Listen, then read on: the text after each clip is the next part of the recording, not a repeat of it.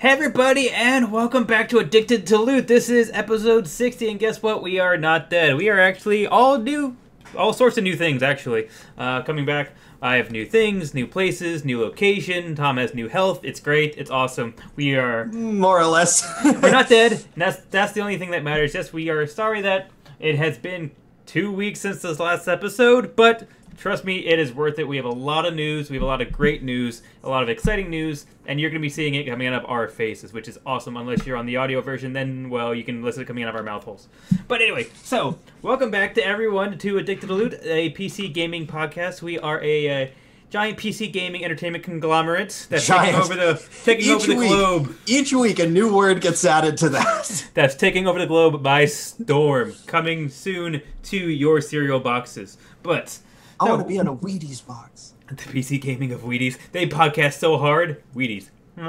But, so, we do everything from this lovely podcast, which is an audio version, as well as live streaming on Twitch, which you might be actually joining us right now. Otherwise, you're listening to us in the future. But anyway, we also have YouTube and our website, which is addictedtoloot.com, which you can get all of this and more. So that is your one-stop shop to all things Addicted to Looty. Okay. Woo!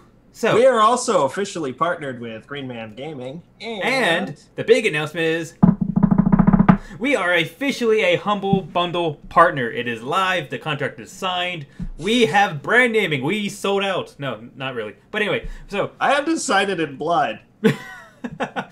But we actually have a Humble Bundle partnership very similar to our Green Man Gaming partnership, which is really you go through a Addicted to Loot branded link. That link then allows you to get all the same great deals that you would get otherwise, as well as allows you to contribute to the charity that you wish through Humble Bundle as a normal purchase would. The flip side of that, and the benefit to both you and us, is that we get to have food because of it, and you get to see us have food because of it. Please, my wife and kids are starving. It actually allows us we get basically a small commission from anyone that goes through our portals, but also for Humble Bundle specifically, we actually, I think our commission actually goes into an additional charity donation, which is really cool. So we get kind of a kickback, but also we get even more charity donations out of it. So we actually get a kind of a twofold incentive out of Humble Bundle, which is really great. We're super excited to have it.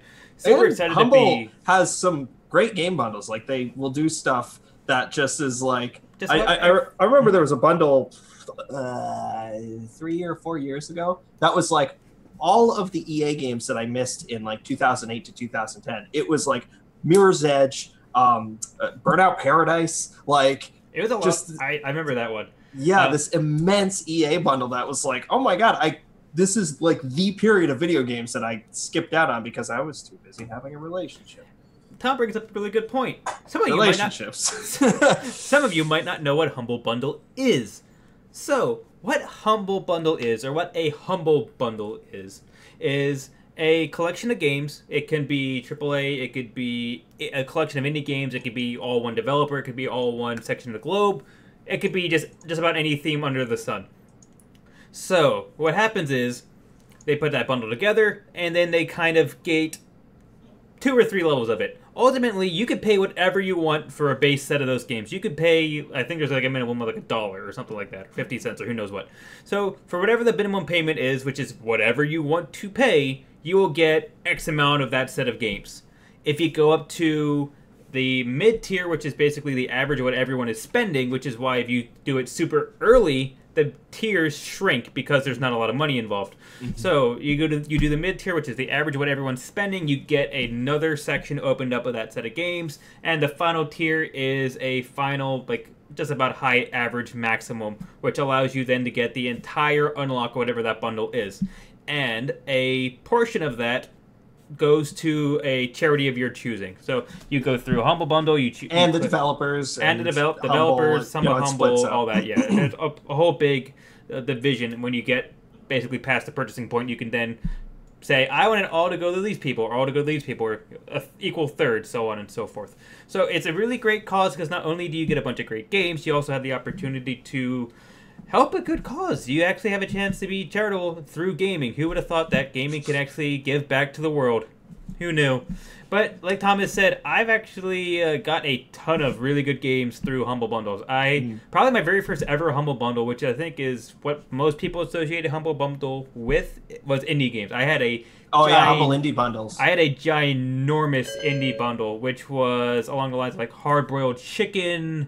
So many. Fez, I think, was in that. I had Bastion, Fez, yeah, I got that same one. Virus Named Tom, so on and so forth. I mean, it was a really huge indie bundle that I absolutely loved. I played just about every game on there till I couldn't any longer, and I got it all for like $4 or $5, maybe. It's incredible the amount of time you can get out of these things. We're not just like shilling. We're not just shilling for this. These are actually really good. It's like, it's not just because we're branded on the back, but no, it's literally. Regardless, I bought things through other storefronts. Ow, my ankle breaks.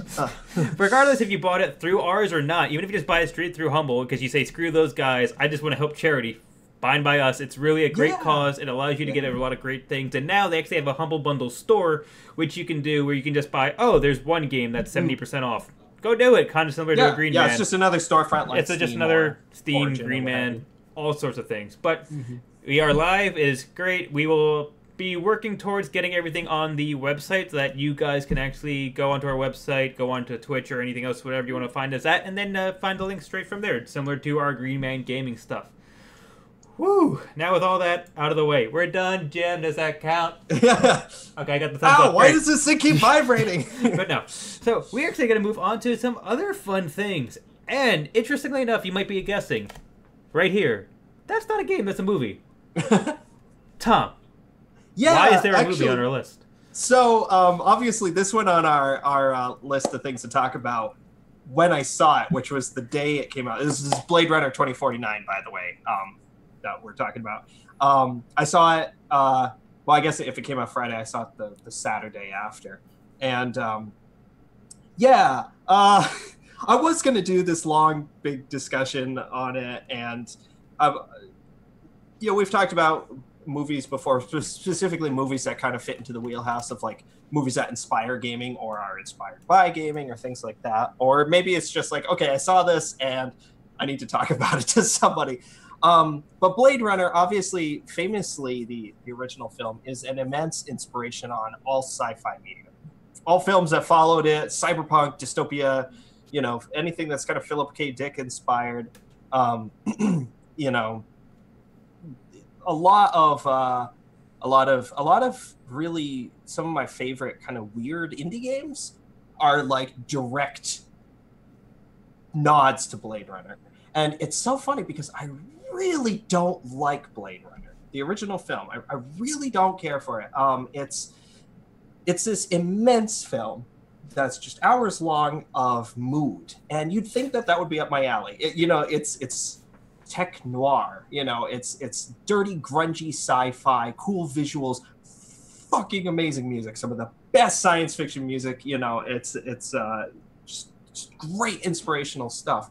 But when it comes to being a film with a plot, with characterization, with all the things, it's like it's the stew without the meat and potatoes. It's the broth, and it smells like it, and it's like, this smells so good. This, it's got garnishing in it. It's got oregano and paprika, whatever else you put in soup. I'm not a chef. I don't know what goes in soup, but it's got like all the trimmings. Seasonings. It's like a salad without lettuce. It's like, okay, yes, I see the tomatoes, I see the bacon bits, I see the dressing. Wow, there's a lot of dressing, but there's nothing in the middle to propel it forward, and that's something that always bugged me about the original Blade Runner. And hilariously enough, I guess I should have expected this. Blade Runner 2049 for me was exactly the same thing. When I saw it on Saturday, actually, what happened was I was playing a gig. I was playing a wedding, and so I met up with the other guys in the group, and I said, okay, we're here, we've unloaded our stuff. We're going to be playing in about 4 hours. And I went, oh, perfect. Blade Runner's like 3 hours. 2049 is like 3 hours. So I went and I watched it, and I came back, and they were all like, oh, how was the movie? And I was like, it killed 3 hours. Blade boy, I feel bad because it's this immense film that just feels so empty. And I know that that's kind of part of it. It's Blade Runner's type of cyberpunk and type of sci-fi is like the point where humanity has expanded so far that it's desolate. It's like there are so many people and so many buildings and so many things that it's the loneliest future. 2049 is the loneliest number. Yeah. I mean, there are things that I liked about it. Like, I really, really, really liked this really cool kind of side plot that involves this Ryan Gosling's character. He's the main character. That has this AI kind of girlfriend / housewife / wife, whatever you want to call it. It's a really cool kind of bite-sized sci-fi. I'm not going to spoil it. I'm not going to give any spoilers here. I probably should have said that at the start. But it just both of these movies just take this little morsel of sci-fi, and the Blade Runner sci-fi is, when does a robot or when does artificial life become human?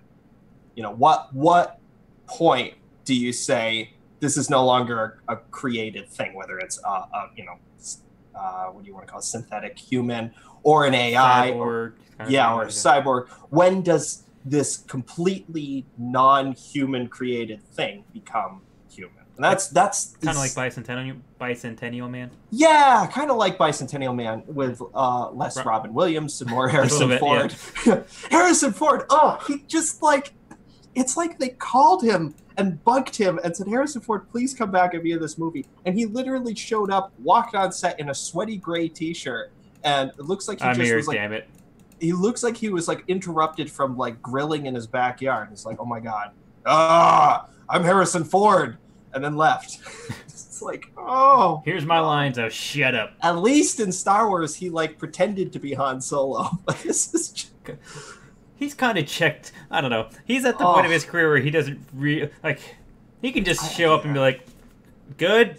He is in about 5 minutes of the movie. Just that's really that's it. Because they say that straight out of the gate. Because they made it seem like he was going to be such a major, He shows up like, you know how you have your traditional like 3-act structure. He shows up at like the end of the second act. Oh wow.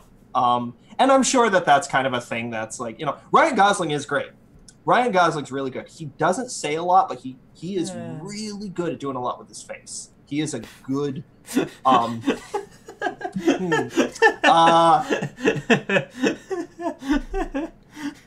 he's very good at he's very emotive. Yes, at being expressive in this R-rated film. No, truthfully, he's very good. I saw a bunch of parodies when they had the original trailers of it, where it's just, it's kind of him staring. And that's him staring this way. That's him staring, but like with a pink light on him. But in the context of the movie, it's actually powerful stuff. It's the few times where I felt emotions, where some of the points where you're watching Ryan Gosling's expression like change, because you could just see, oh my God, there's a lot that goes on with his character that's cool. But it just, the big problem that I have with Blade Runner is that they give you the idea, they give you this concept, and you're like, oh, that's cool. I can't wait to see what they do with it. And just like Mass Effect Andromeda, it just ends. And it's like, you were the chosen one. You could have even given me a crappy ending, but give me a resolution. Yeah, it feels like, I think I actually said to you, like right after I saw it, I said, I feel like this is trying to set up the quote unquote Blade Runner cinematic universe. Basically something along those lines. I was literally, I think I might have said this to you as well. I was waiting for Nick Fury to come out and say, I'm assembling the Blade Runner Initiative. And then I thought about it. Mild spoiler, that kind of actually happens. There is literally a one-eyed character that comes out to Ryan Gosling. It's like, hey, there's an initiative that's happening. And it doesn't, it's definitely, it's like plot bait, it's sequel bait rather. It's like, so I don't know. It's a mood movie. why this applies to video games. What everyone has been thinking. Yeah, well, because this is it's part and parcel, you know, it's like the original Blade Runners is part and parcel with sci-fi after 1982 or whatever that came out, mid 80s. Somewhere in there, yeah. You know, it's like talking about Star Wars, you know, there's probably going to be a lot of really cool, you know, indies or itch inspired things. I can't see like, you know how there was the Mad Max game? I can't see that happening, but I kind of can too. Like there's certainly a point or two in the movie where Ryan Gosling is doing his sort of Blade Runner detective-ish work in settings that felt almost Mad Maxy, because they're both apocalyptic things. Yeah, they're both post-apocalyptic. Mad Max is so fun. It's so juicy, like self-aware goofball fun. And so that lends well to a game that's just like, I want to drive this big friggin' vehicle that's got giant tires and these guys are... Because I thought Blade Runner was more of a thinking man's movie in the sense of the fact that there'd be a lot of exploration and self, you know, kind of... But it's never presented. It's like, if this was a book... and you had the monologue of, in the first one, Harrison Ford. Although famously, they tried to do that and it didn't work out with him narrating it. But, you know, the Blade Runner is kind of hailed as this, there's not a lot of dialogue. It's a lot of, what is the character thinking? What is the audience thinking? What is, you know, what are we thinking? And can we show it on our face? Ryan Gosling's pretty good at that. That's what I'm saying. He's good with his face. The guy can do stuff with his head that I've never seen a man do. No, it's just it's interesting because it's like it's almost like a video game with a silent protagonist. You know, it's you. Ryan Gosling in this one is you. He's the player that's going through, and like when you were first playing BioShock and you look at something and you know in your head you the player are like, oh my god, I think I'm starting to figure this out. Oh my god. And imagine if you played BioShock but it never got to the would you kindly bit. Oh, and it's like you got into it's all the office, build up you to see it. him, and then it just ends. Yeah, it's all the build up to it, and then you know you have the bit with Andrew Ryan, but it's never revealed the Atlas / Fontaine twist. Spoilers, God. Spoilers for one of the most well-known. The BioShock would you kindly twist is like the Luke, I'm your father. It's like at this point, if you don't know about it. I don't know what to tell you, but yeah. Oh, the would you? You know what I'm saying though? It's like it's such a bummer. And Mass Effect Andromeda is a perfect example. It's like you didn't finish the story of Andromeda, right? I had no desire to. Do you want an Andromeda spoiler? You already told me the spoiler. You already told me the ending. Such as it is. We have that. We have audio proof that you spoiled the ending already. Such as the ending is, but like, but you know what I mean. Like probably people won't get to this point. If they do, yeah. please shut off your. Yeah. I had very little motivation to. Yeah. Basically, even before you told me the ending, I had very little motivation to play it, so it wasn't that big of a harm.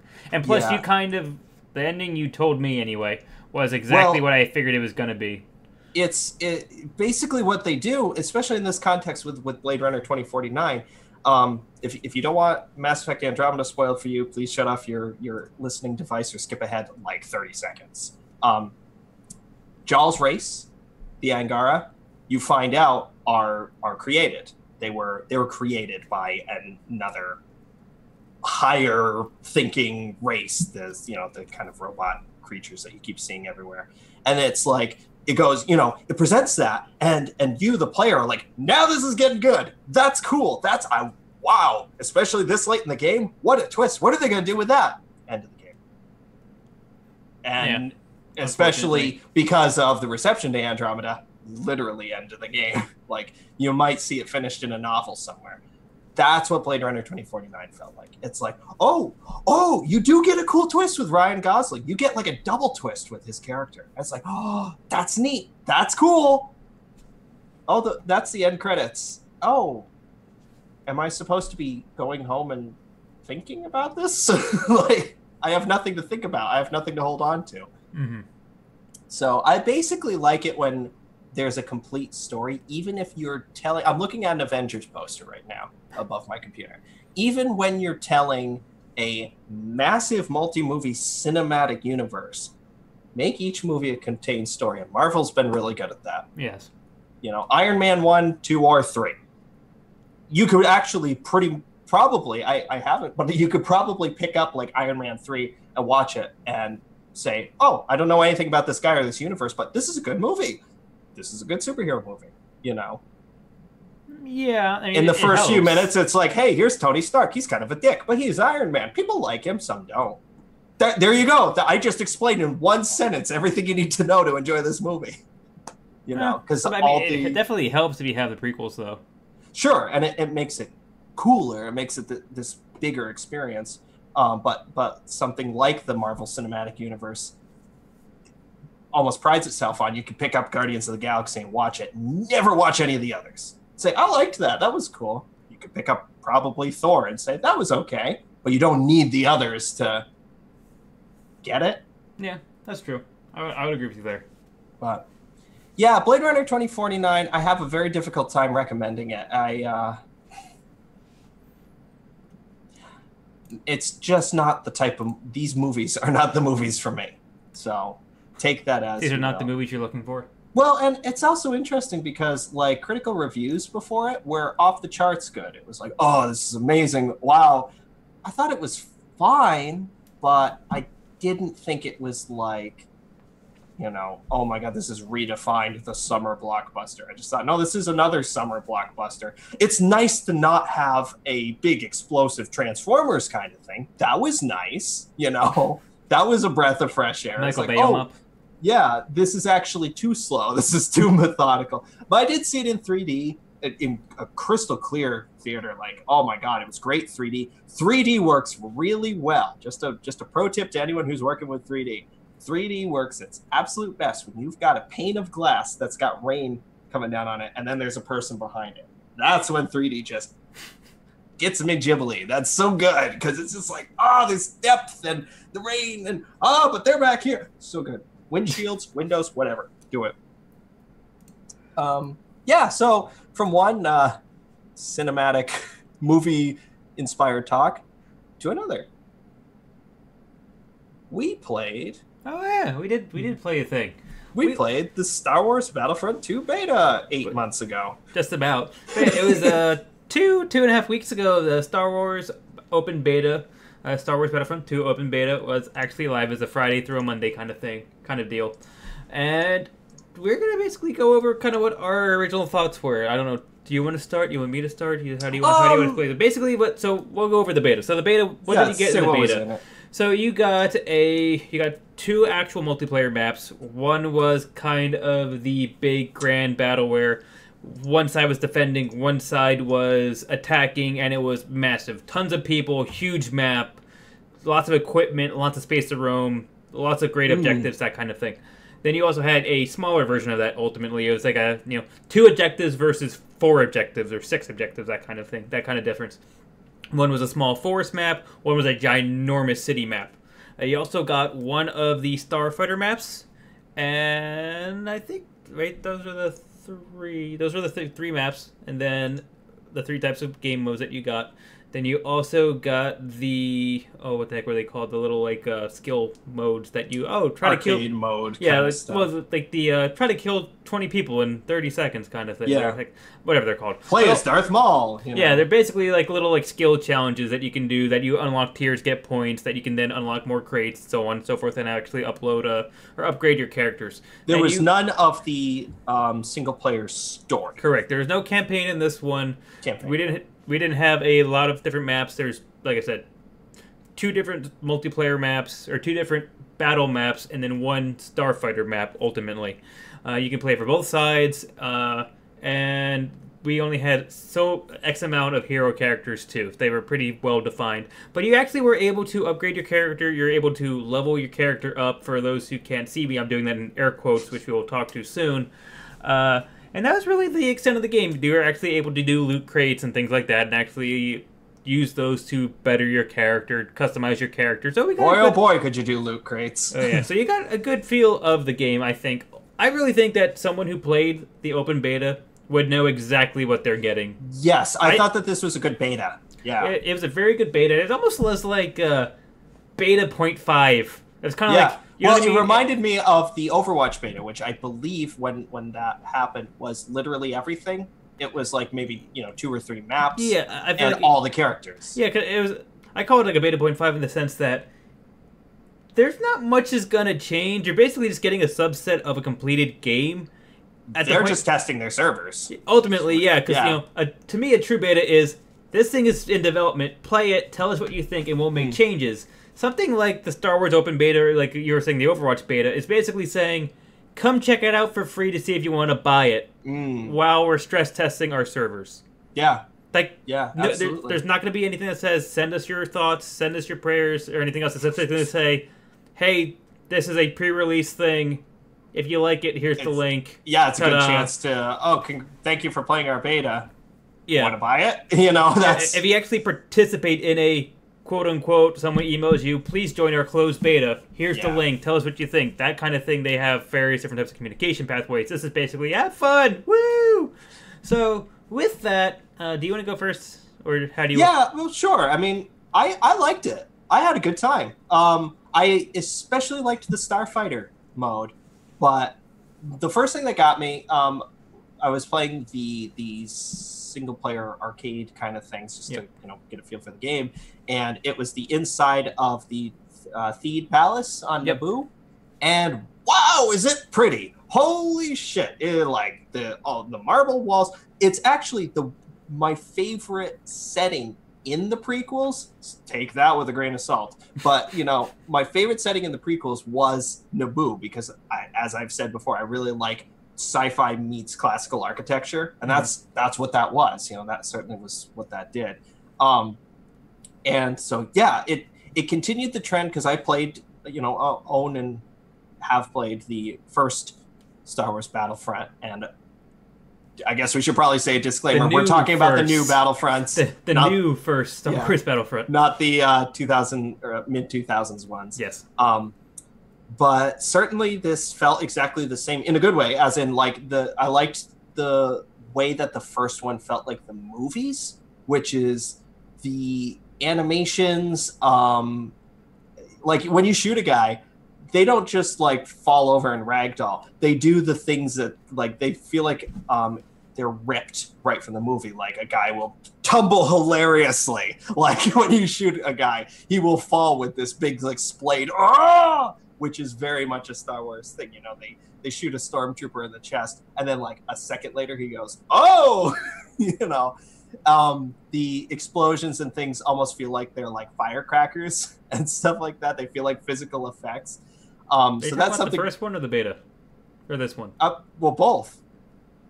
I feel like they can carry on that tradition, and of course this one has the prequel stuff. There's a big focus on it, at least in this beta. You're playing as the clone troopers or the droids. Yep. And it was fun to play as the droids. They're kind of these made of paper things, and we were talking about that when we were playing. We thought, oh my god, the player lifespan isn't very long. It feels like it takes maybe 2 hits and you're down, but that almost feels very Star Wars. It feels like there's a high lethality in Star Wars, or rather, it's not even a high lethality. It's that everyone has low hit points.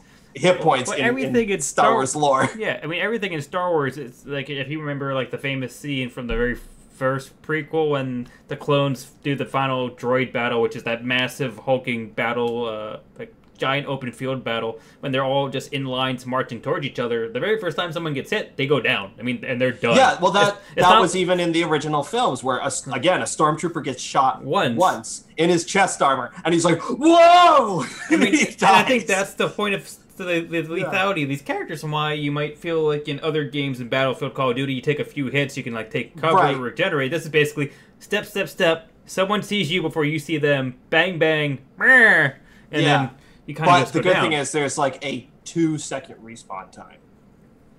Respawn is quick, and that's what we were saying was one of the things where we kept on thinking, man, this is just so it's so quick. I just feel like I barely see a guy before I die, and then you just instantly start a new life, and you're also thinking, well, if we're trying to simulate an entire army or squadron or squad of expendable troops, you're kind of fitting the mold. You're ultimately living the stormtrooper's life. I think that felt best in the big fight mode. I don't know. I definitely would agree with you there. Yeah. Because it is waves of droids versus waves of clone troopers. That felt correct. Mm-hmm. Hundreds of them versus, and there is a limited count. There's like, especially in that mode, I think it's like the clone troopers. The attacking army has a count. The defending army has a timer. Yes, exactly. Yeah. That's exactly correct. And it didn't feel quite as good in the smaller kind of skirmish mode, which is that Maz's Palace in The Force Awakens. And it's like whatever the stormtroopers are called now. I think that they're still called stormtroopers, right? Versus... the First Order troops, I guess if you want to call them that. First Order stormtroopers. The Empire. Yeah, the Empire. Well, the now First Order. Basically, the Empire versus the Rebels. Yeah, versus the current Rebels. And when you have that kind of low life thing and you're just respawning, it felt, it's objective, like get into the palace if you're the Empire or the First Order. Get into the palace, get this artifact, get it out. Yeah. And it's one-sided capture the flag, Yeah, I didn't like the smaller one at all. I really did. I didn't have. It was beautiful, but there was one match out of the probably like close to 10 on the smaller map that I played that I actually enjoyed, because everything else just felt like I was one person alone wandering through woods and then just getting sniped or something. Like I didn't feel like I actually was having fun or part of a battle. That's the one thing that the Conquest map felt like was, if you stuck around with a small group of people, you felt like you were kind of in a larger battle. Yeah, and that feels very Star Wars. I think they subsequently... Yeah, go on. Well, subsequently, the Starfighter mode felt very Star Wars. Oh, the Starfighter mode. Hundreds of X-Wings versus hundreds of TIE Fighters. And when I say hundreds, I mean it's like a dozen or whatever, but you're respawning. You feel like, I'm this guy, now I'm that girl, now I'm this person, Oh, but, oh my god, the Starfighter mode. I'll just to piggyback you. The Starfighter mode is by far my favorite mode that I played in the beta. I wish they could have just made a Starfighter game, like 100% of the resources on a Starfighter game, because it really was what I personally felt like the most enjoyable mode, and also the one that just signed the most. It felt the most like Star Wars, and just felt like the most entertaining mode, at least out of the three that we played. The Conquest mode was fun, but I feel like it needed more people to feel right, because I still felt like, man, I'm running a long way to not see anybody in a massive battle that's like, do or die, this is the fate of the world, and I'm just like, I'm agree. Like, 1 block, 2 blocks. I didn't really think of that, blocks. But when you say that, I agree. Yeah, and you'll see like 2 people, 1 person. It really should be like, well, it starts off with this big, when you first start that Conquest was the only good time. The start off when you first start that Conquest, there are people, like civilians, obviously scattering and irrelevant, but they're that sounds horrible to say, but I mean, as taken out of context, as in like they don't matter to the outcome of the match. Yes. People, your life is a risk I'm willing to take. Yeah, but they're running while the droid army and the clone army, just literally everyone spawns close enough to see each other and shoot each other. Just like, whoa, this is an explosive start, literally. But the problem is then they all diffuse to the side and no one stays in the center, because if you stay in the center, well, if you stay in the center, you're an idiot, because you're completely exposed, and the only person that needs to stay in the center is the person manning the actual giant command tank transporter thing. If you're the droids, you can manage this tank. You get this little giant vehicle thing. Actually, I will say there is a cool point during that when the tank comes close to the staircase of the palace, and if you're the droids, you see tiers of clone troopers, the other team, on the staircase. That's a cool visual, trying to hold last stand. It is fun, and like I said, there's shining moments, but the vast majority of that battle, I should say, I'll divide it in 2 halves just for the sake of this argument. The first half is pre-palace, the second half is post-palace. One is in front of the palace, the other one is in the palace. Yeah, for me, and even then, the in the palace is like split into 2 parts, because there's an opening the doors, there's a pre and a post. Storming the throne room. Yeah, there's 2 objectives in the palace, and there's basically one objective out of the palace, but they're massive. Yeah. So for me, outside the palace, I thought that the world is gorgeous. It's perfectly Star Wars. Everything about it is. I couldn't say any negative about the visuals at all. I mean, they're great. The blasters feel like blasters. They sound like blasters. Yeah, the blasters. That was in the first game. They feel real good. Everything sounds like it should be. All the voices sound like they should be. Everyone looks like they should be. But my main problem was the fact that, once again, if I was the defender, I'm expecting to hold a corner with waves upon waves of people, and I'm just shooting my assault rifle or blaster, whatever you want to call it, down the corridor and just like, oh my god! Right, that's what I was saying about being on the staircase. You had that visual of the clone troopers with their backs against the wall, like, oh my god. That was the only time you really had it, because before you get to the staircase, whether you're the defender or the attacker, you occasionally have random skirmishes. It's not like this massive battle. It's just like skirmish, pocket of skirmish, a few steps skirmish. Or for the standard people who are just, you know who you are, and we all hate you, but the people who know, like, that one spot that no one can, like, counter-snipe you at, and you're just sitting there just picking off people or just being a douche, but we all know who you are, and you're making the gaming world horrible. But you know what I mean? Like, that to me just felt like any standard Call of Duty, Battlefield, whatever else you want to call it, experience. I didn't feel like anything super special about it at all. Now, when you get to the palace, I felt like, at least for that map, everything changed, because the sheer concentration of people interacting is through the roof, because it's like one hallway, and everyone's trying to get through this one little, like, narrow spot. To the point where it's almost... But it's super chaotic. Almost annoying, but it makes sense. Yeah, it is. It's at least enjoyable, because it's the point where, one flash grenade can completely disorient 20 people, and then everyone rushes into the room and starts trying to pick off everybody. It's just super chaotic. It's very effective. I think the big thing I keep coming back to with all of this is that these games, Star Wars Battlefront, Star Wars games, but this in particular, is best when it's at its most cinematic, when it feels the most. Because that's what you want, really. That's what you want. Want to be in the I want to feel like I'm in the movie. Yeah. And so, like, the Starfighter mode, again, feels like, Gold Leader, that's, oh my god, I'm in, you shoot the gun and it's, it's the sound, I'm there, so. Yeah, so I liked the larger map, or at least I liked the temple part of the larger map.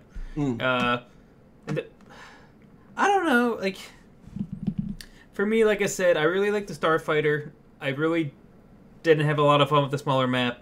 I had fun with the larger map at a certain time, but for me, a lot of it was too lopsided. I wish I had more of the Starfighter map so I could really decide, because me, personally, where I'm standing, after playing the beta, I enjoyed playing it, but I don't want to get it. Like, that's ultimately where I'm standing, is... Like, I thought it was fun, but I knew enough of the game to know I'm not going to get my money's worth out of this game. Like, Overwatch, the first time I played it, I meant, I'm going to play a ton of this game, and I have. And there's a lot of games like that. But for this one, I enjoyed myself. It was kind of the experience I wanted it to be, but it's still, maybe the single player is going to solve all that. Who knows? But for me personally, just for those 3 maps alone, and for the experience I had, I don't know. And one of those things I should say, one of the reasons why I don't like that, or I wouldn't want to buy the game, and I'm not sure this is how it was in the first game or not, so you can correct me if I'm wrong. For me, one of the things that just makes me not want to get this game is their leveling system. I hate their leveling system. I hate their advancement system. And just to preface this, so the way their advancement system works... it's been reworked since the first game. Okay, because the way the advancement system works is every character starts out as, let's just say, level 1. You unlock a level when you unlock a card through a loot chest, ultimately. So let's just say you unlock a level 3 card from a loot chest from random chance. Your character now is officially that level when it comes to equipping cards to improve that character. Nothing about the character changes. The only thing that changes is the amount of cards that you can add to your character up to the max of 3. So, for me, like, I want the advancement of, I killed 100 people with a Stormtrooper. I get to upgrade my assault rifle now. Or, oh, my Stormtrooper's level 10, but my Commander's level 2 because I hardly play them. So that's why my Stormtrooper has so many more gear and attachments and things like that. Now it's basically loot chest, loot chest, loot chest, Just I finally got my unlock. Like I really dislike that. It's really loot chesty. I don't really like the card system in general. It's like all of your special abilities and upgrades, which include, by the way, a shotgun is a special ability. Yeah, granted, there aren't really shotguns in Star Wars, so it makes sense that it would be a rare thing. Oh yeah, I didn't think about that, but you're right. There really is. Yeah, there's almost never a shotgun. I don't think there's ever a shotgun in Star Wars. It's always kind of semi-automatic blaster rifles. I can't think of one that comes to mind. or rockets, obviously. Giant rocket. Dear Google, is there ever a shotgun? The research goes. Technically, the Wookiee crossbow can be considered a shotgun. Okay, fair enough. That's true. Yeah, it's kind of this bursty thing. Yep. But it's funny because I'm going to get confusing for a second. But thinking of the original Star Wars Battlefront 2, what I played the most in that were bot matches, which were these multiplayer kind of capture point skirmishes. Mid-2000s Star Wars Battlefront. Yeah, the 2005-ish one. Yeah. So bot matches, because I never played it online. I had the PS2 version, so I always played against the bots. I played bots. And they were great. It was capture point stuff. Capture point A. Oh no, the enemy's taking point B. Go capture point B. Oh no, they're taking A, etc. And that's just, when it's done well, that's a fun loop. And also the Starfighter mode of that, which was just basically what I really liked about that Starfighter mode is that if you wanted to, you could board the enemy ship and do little sabotage maneuvers. I do remember those, and I really loved those. That was those really were a lot of fun. You'd get into a ship, a TIE fighter, say, land on a Corellian cruiser, and actually get out, fight off this enemy spawn, and get into like the engine room and put C4 on it or something. Now that you're bringing that up, one of my favorite things that I thought was the coolest was the fact that you could spawn on your team, you could spawn on the team with the capital ship. Yep, there's a heavy squad focus. But then you could just go to the command room and man a turret. Like you could that's right. You could be a stationary turret gunner on a Star Destroyer. Like that, and to me, your character literally was physically sitting there, so an enemy player or AI or whatever could come in and shoot you. Yeah, while you're manning the turret. But otherwise, you're just sitting there trying to gun down other players in your planes, which I thought was incredible because I love the experience of sit down. I'm now at a command center. Yeah, and that's again very cinematic Star Wars, like Luke and Han in the gunner bays of the Millennium Falcon, exactly. Which is a ship that you can play. Yeah, yep. Certainly, the Starfighter mode in Battlefront 2 is a huge improvement over 1, where it was this kind of... I remember someone describing it once as feeling like the ship was on a stick in front of the camera, and someone was like just kind of, let's move it this way, let's move it that way. That's what the original one felt like, and they were these small... Very much the focus was on the infantry combat in the first Battlefront 4 or 5 years ago. And the ship was almost like, it felt like an afterthought. This year... Or this version, the Battlefront 2 ship combat is done by Criterion, who does Need for Speed now and a couple other games. So it's shiny for sure. Super shiny. It feels good. It plays good. The objective kind of stuff is fun. Where you're in the beta, there was this kind of mini trench run thing where you're going into a ship and it's like destroy these fuel cells or something, power cells or something like that. Yeah. And then it'll be like, okay, next objective. Oh no, they've got Y-wing bombers. Take them down quick. And the targeting felt good. This was a rare time where I played ship combat in third person rather than cockpit view. I almost always prefer cockpit view, both for immersion and for I just like the feel of it better. Mm-hmm. But I actually preferred the feel of seeing the ship in front of me, which was interesting. I left this feeling better than I did going in.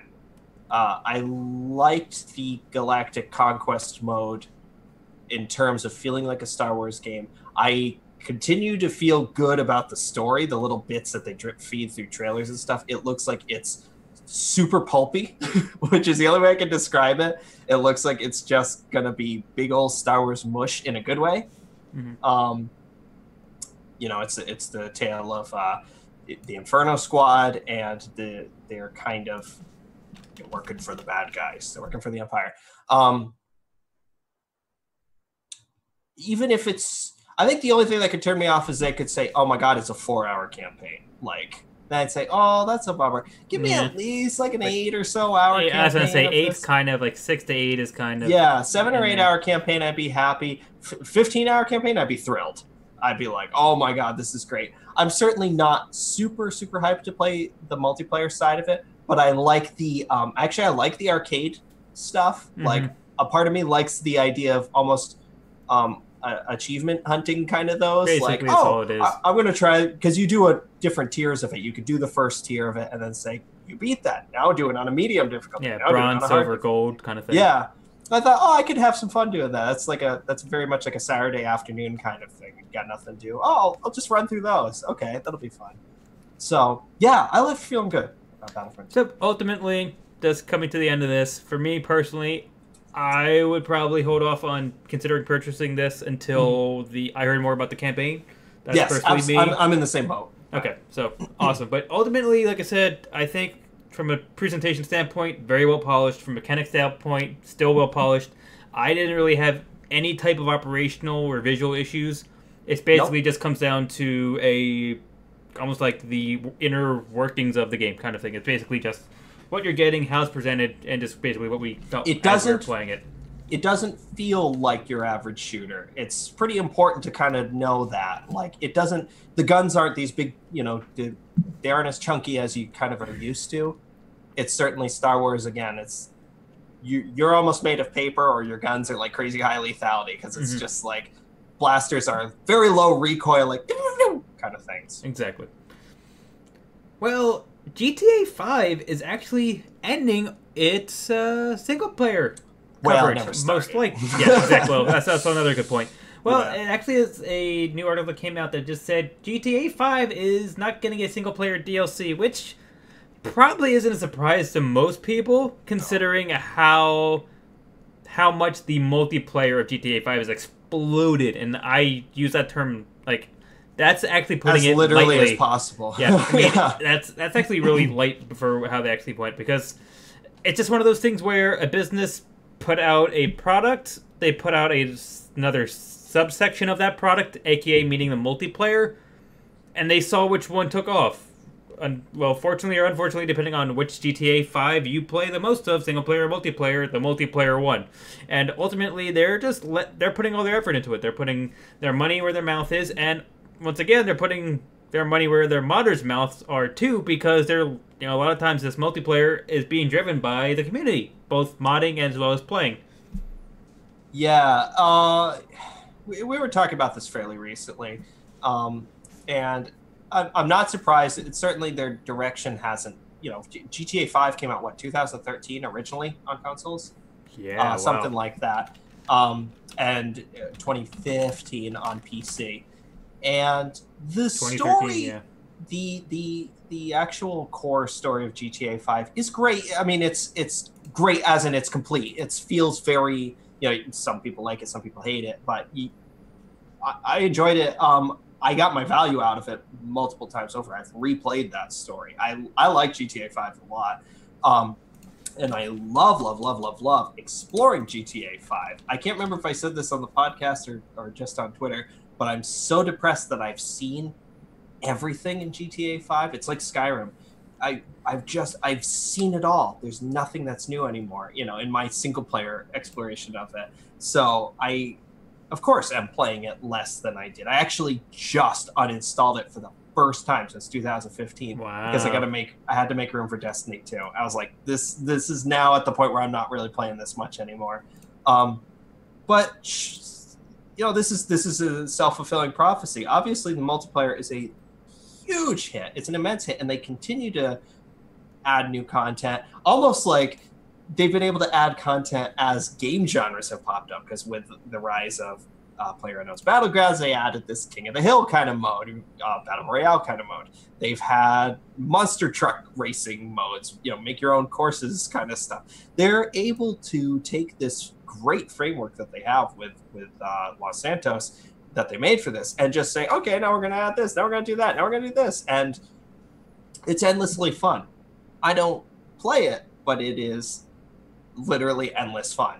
Oh yeah, it definitely is. It's I don't fault them. I understand it. I completely understand them too. I mean, I probably would make the same exact decision. And this is another one of those games where it just became such a perfect platform to do what you want. It was a game that's perfect for you want to design a car that shoots great white sharks.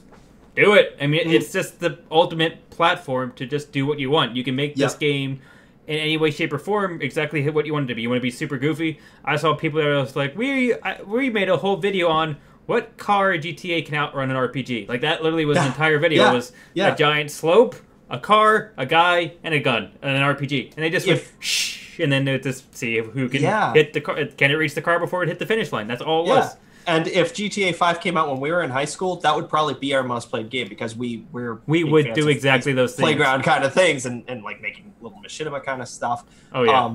So, yeah, GTA 5 unfortunately feels like it came out a few years too late for me, but that's my second most played game on Steam. Next to Skyrim. I got it originally on the PS4 just because it was a 2013 versus 2015. It's one of those things where just so many things happen that I just really didn't play as much as I wanted to with it. I still will probably have the vast majority of the game to play, which is both a shame, but it's just one of those things where, especially in today's day and age, it seems like I used to have, I remember way back when, I'm just going to get on like a little back in my day kind of high horse here, but like we used to play games uphill both ways. But you know what I mean? I remember, I think we talked about this before, like I remember waiting for a game, getting that game, and playing that game until that game ended.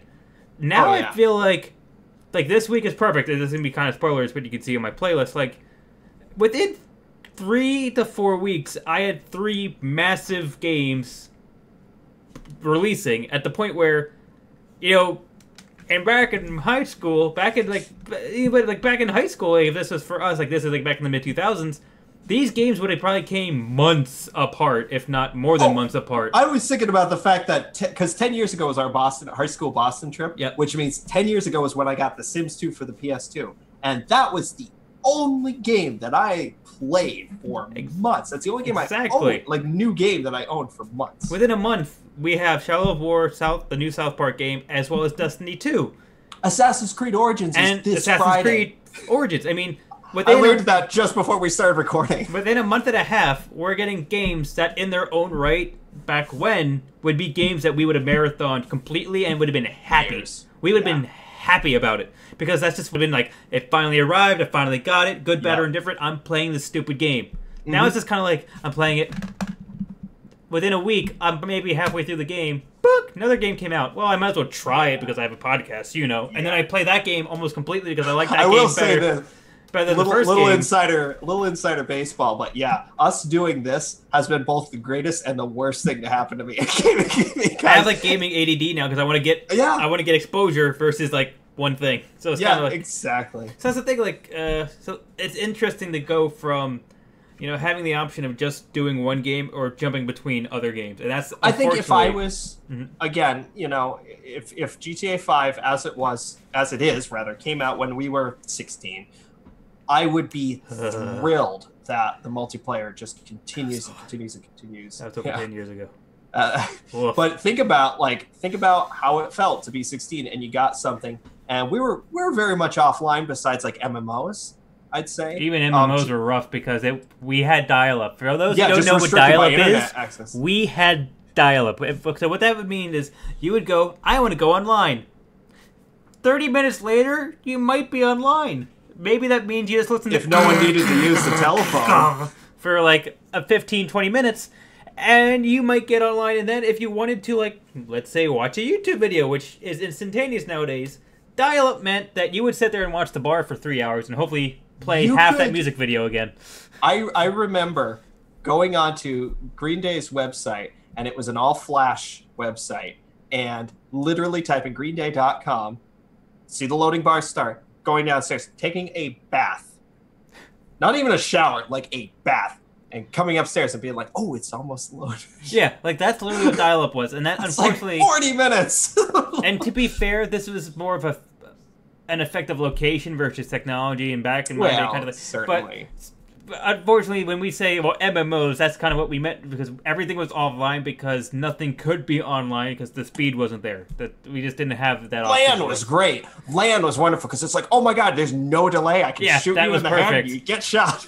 That was incredible.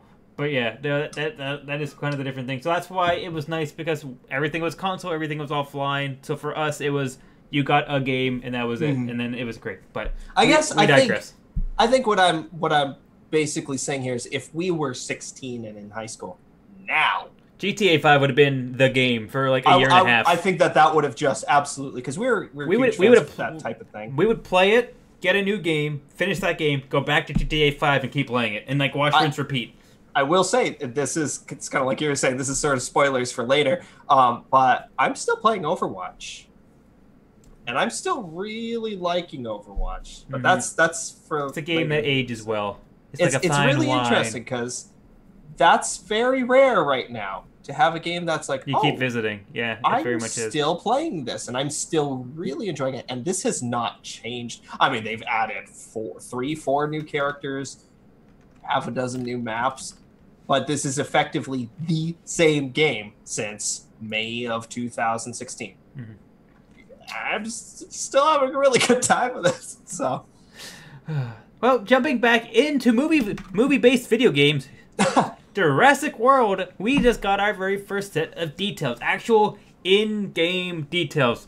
And when I say we just got, I mean we just got about 2 weeks ago. But still, we just got it because of this podcast. But so what happens? If you look to us for your topical video game news, you're from only a few weeks off. Just for this episode. The next episode, we'll get back into our groundbreaking, awesome conglomerate-ish type of stuff. So, yes, that is a new word, patent pending. Conglomerate. I can't even say it. So basically, the big release for Jurassic World rather, is that we got our very first in-game trailer, which is about 2.5 minutes long. Nothing to like really write home about. But it looks good. It looks good, but I mean, come on. Yeah. But looks good for a sim. For a sim game. Yeah, it's basically if you ever wanted to play Roller Coaster Tycoon with dinosaurs, ta-da, Jurassic World. What we did get are some of the finer details of how the game's gonna function, in the sense of you find your park by actually doing a dig. You actually go out, you do a dig, you find the bones and or dinosaur DNA, and then that starts your park. So this means That's cool. It's really cool, because this means there's going to be multiple replayability. Mm-hmm. There's going to be tons of it, especially because I'm hoping this means that you could have any dinosaur first, or maybe multiple dinosaurs first. And that completely changes up how you take your park based on what you find. Maybe you find 3 small herbivores and there's puny little things.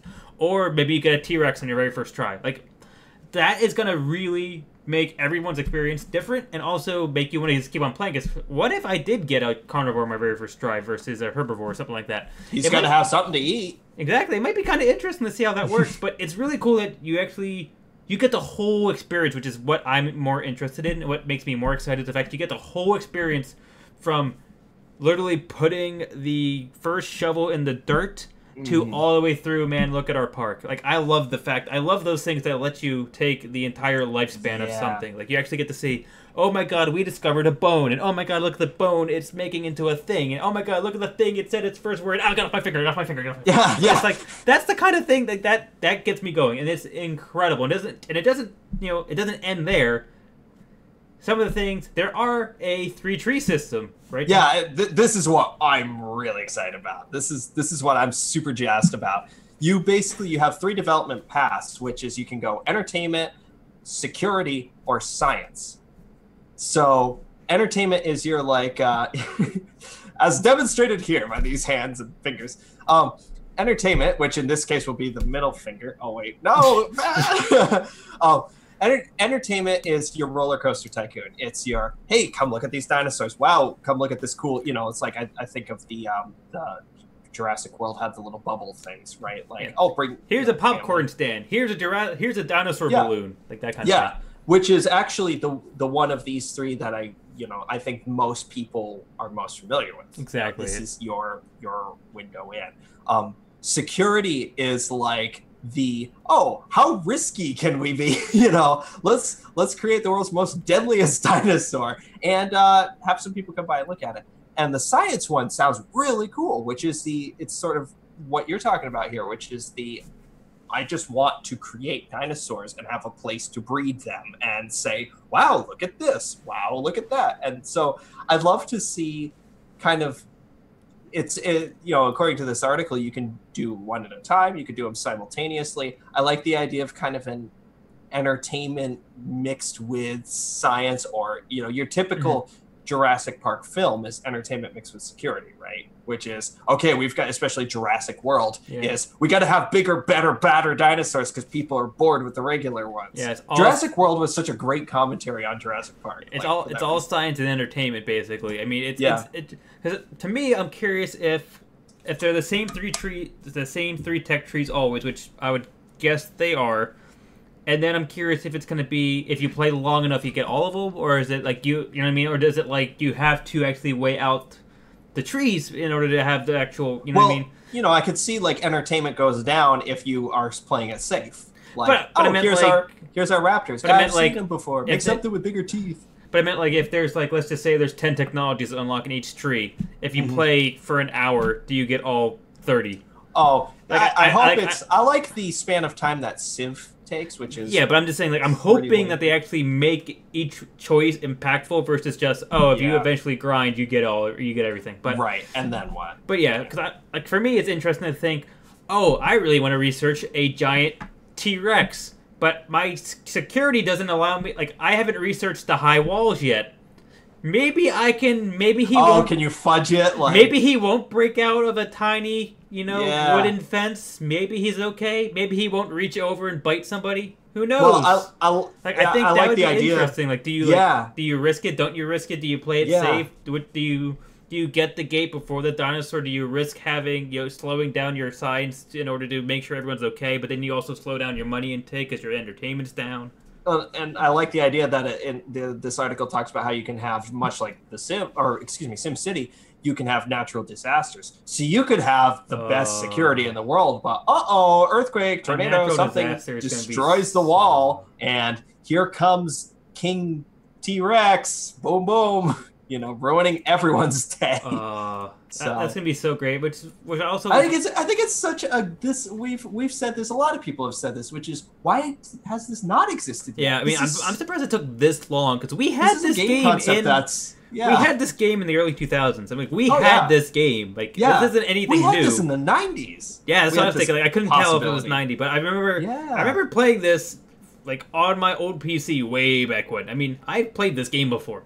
So, exactly. And it was no brand Tycoon, Exactly. And it's always like Dinosaur Tycoon. Woo! It's basically just a Jurassic Park knockoff. But that Walmart section with the Nancy Drew games. Yeah, it wasn't even in a box. It was just a CD. It was a cardboard CD case that was shrink wrapped. That's all it was. Exactly.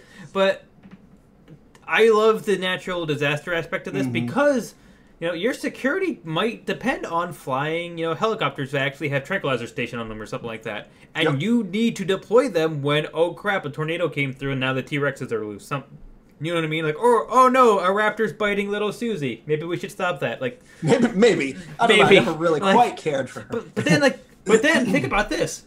Imagine if you could actually make the choice of, do we tranquilize or do lethal? Do we risk letting a few people die to save our big price dinosaur? That's what I'm hoping for with this game. Like, that would be interesting. It's almost like XCOM in the sense of, is it worth actually sacrificing these 2 soldiers to get the mission complete and the other 3 out or something? So, and that's one of the best parts of XCOM is oh my god, I've got to sacrifice my best sniper, but it's the only way I can finish this mission successfully. Control-Alt-Delete. Oh my god, the mission stops. Oh no! Oh my god, what happened? I'll have to start over. Yeah. So I hope it's a game like that.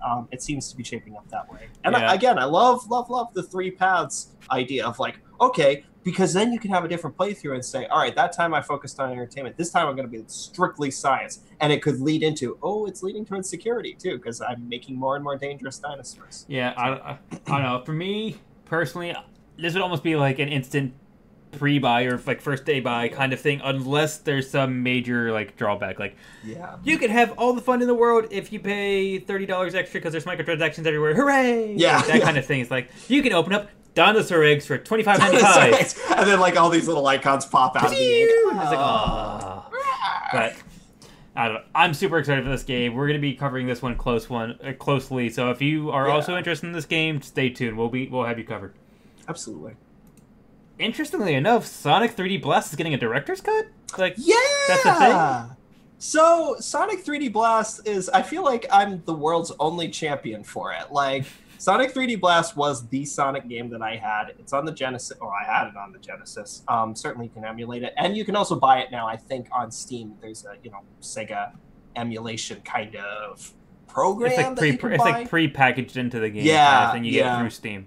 And Sonic 3D Blast was much maligned. It was the first 3D quote-unquote Sonic, and by that it's like isometric, sprite-based kind of stuff. It was kind of 3D-ish. It certainly wasn't like Sonic Adventure would be, which was the over-the-shoulder behind Sonic, he's going forward, make him go left or right kind of stuff. It was somewhere in between. And I had it. I loved it. I played the crap out of that game. It was one of the 4 games I had for the Genesis, so I just fell in love with the game's aesthetic, the music, obviously, big inspiration. And I guess the original lead designer on it is going back to patch it. Because there were certainly, I could definitely agree, there were some kind of weird physics things going on with Sonic. He was very slippery. Like, you would run and then stop, and there was this very exaggerated, like, scoot, and it was almost like everything was an ice level. Mm-hmm. But I guess that was something I just felt like was, this is a 1995-6 game. That's what happens. Mario was slippery. Mario, as Super Mario Brothers 3, he had this kind of slip to him. But I guess nothing's off the table now, and you could go back to a 1996 game and mod it if you're one of the original developers. So that's cool. You don't usually hear that ever, at all. I always love just hearing any game, whether it's a good game, bad game, AAA, indie, whatever. I just love it when a developer or someone close to the game just loves the game that much, where they they cultivate it like a baby. Like every Tim Schafer Double Fine game, like, they just go back and they're like, we're going to remake this, we're going to remaster, we're going to continue to support this game, we're going to make a sequel because we love this game. When you can just feel the love behind a game, even if it's not successful, when you can just feel the love, like that to me is just like something you just don't get everywhere, and absolutely. I love that little thing. It's pretty much the opposite of modern Hollywood. That salty, saucy opinion aside, we're actually going to get into a whole heap and bowl of salt now. And just for those who are seeing like the Twitch stream or anything else, if you ever, we always, just to say real quick, we always have a set of speaking points and timelines and news pieces and everything else. But depending on how things go, depending on how much time we have, depending on how much time we spend on talking about other things, we change on the fly. We will cut some things, add new things, anything else like that. So if you're watching the Twitch stream or anything else and you see a subject that's on our displayed listing right now in our news playlist, or if it got to anything else like that, if it's not listed here, it's going to be covered in the following week. We just want to say, if you're thinking, man, I can't find it, I'm missing it, it's probably because we dropped it. So just saying, stay tuned. It's going to be covered, just maybe not this week. So some things do get knocked off just occasionally. So we wanted to get into what I'm calling this time the happy time segment of today's cast. Otherwise, I was going to call it the heaping bowl of salt.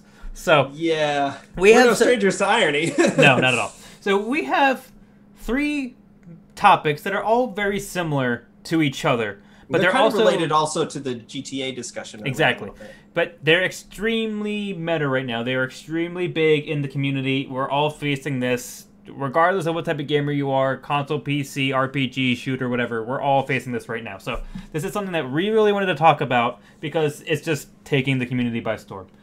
So, the very first thing, and they're all basically around loot boxes and microtransactions, ultimately. Yeah. So, hot topic for extremely big hot topic. So, the very first one is, there was a very interesting article in PC Gamer on whether or not loot boxes are gambling or not. This was something that came out of the UK. It was a UK government petition, and there was a very interesting discussion on it. We actually wanted to have this discussion as well, kind of putting our own opinion on this, and where this is ultimately coming from, just so that everyone can kind of be on the same page, is ultimately you as a consumer are pre-purchasing or you're putting physical money towards something that can randomly generate a prize, which ultimately is kind of gambling because you put a quarter into a slot machine, you don't know what the result is. You put a quarter towards a loot crate, you don't know what's going to come out of it. So, vending machines are gambling sometimes. Ultimately, yeah. So, will my Doritos fall? Who knows? So ultimately, do we think putting money towards some type of randomly generated, random rolled loot, is that gambling? Tom? Oh, God. I haven't actually really formed an opinion on this, so to be completely honest. For me, I would say no, because to me, gambling to me, at least in my own opinion, is you gamble a smaller monetary, a small monetary gift in the hopes of getting a larger monetary gift. So you're risking $1 to win 100. You're risking $1 to win 1,000,000. So you're basically risking money to earn some other great prize. You're risking $1 to win a TV or something. For me, a loot crate or gear or whatever, ultimately the only thing that you're going to get back is time of enjoyment. So if you are trying to find let's just say a Mercy skin, for instance, and and you just want it to come, so you keep going, you keep going, you keep going. When you finally get that skin, you might actually play that character more, or you might play more of that game because you finally got the skin you're looking for. So realistically, you're putting money towards hopefully getting a cosmetic, something that's quote-unquote free, but also is enhancing your time played. So ultimately, you're betting on your own time of enjoyment, which to me isn't gambling per se. This is why I personally don't think a loot crate or any type of loot box is gambling, because I think ultimately that you're gambling on trying to get something that ultimately you can get otherwise. You know what I mean? I'm gonna tell a real life anecdote, and since you brought that up, and I just want to say in advance, I don't have a resolution at the end of this. This isn't gonna lead to me saying therefore. So, yeah. just to let people know that, I've been playing especially because I've been sick, and also it's the Halloween times in Overwatch, and so. Pretty much any time a seasonal event comes up in Overwatch, I have really sunk in. But I haven't played to this degree since like February. I went from level 70 something to I just hit 100. I'm about to hit the first level of kind of Overwatch prestige. The very first star level. Yeah. Which isn't much, but it's just saying that's a lot of time. That's a lot of time played. I've played a lot of Overwatch over the past month. And kind of known fact, I've been enamored and almost infatuated with wanting to get the Witch skin for Mercy, which just went back up on the market, as it were, because now Overwatch lets you, during seasonal events, seasonally relative skins can be purchased with in-game currency, which you only earn by playing in-game. Even then, it's a chance. It's not something that you earn. Or obviously one from the random chance of loot crates. The Overwatch loot boxes work in the way that you get one every time you level up, which is about a dozen games, I'd say, per level. It depends on... At least at the level that I've been at. It takes about 12 to maybe... I'd say maybe about 12 games. When you very first start, it goes quick. As you play longer, it gets slower. Yeah, certainly at the level that I'm at. And, you get more XP when you win, or when a game is longer, or when it's your first win of the day. Also, every week or so, the arcade mode games, like quick play and stuff like that, non-competitive, basically.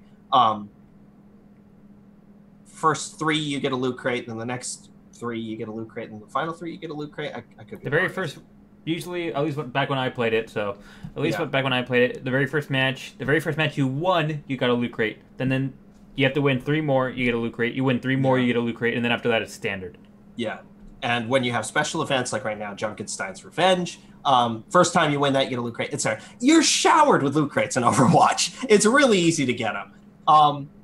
That being said, this was the first time that I actually shelled out real money for a loot crate package. Now, that just means I did the $10, which was 11 loot crates. That just means you get 11 of these random crates that have four random things in them. Could be 4 not stickers, but like player icons, which to me are the most for me the most worthless thing, because it's like but you get skins, you get emotes, you get voice lines, you get stickers. Those are the things that are, when you're kind of just messing around, that's what's fun. Skins, obviously the most valuable. Even then, there are different tiers of value for the skins.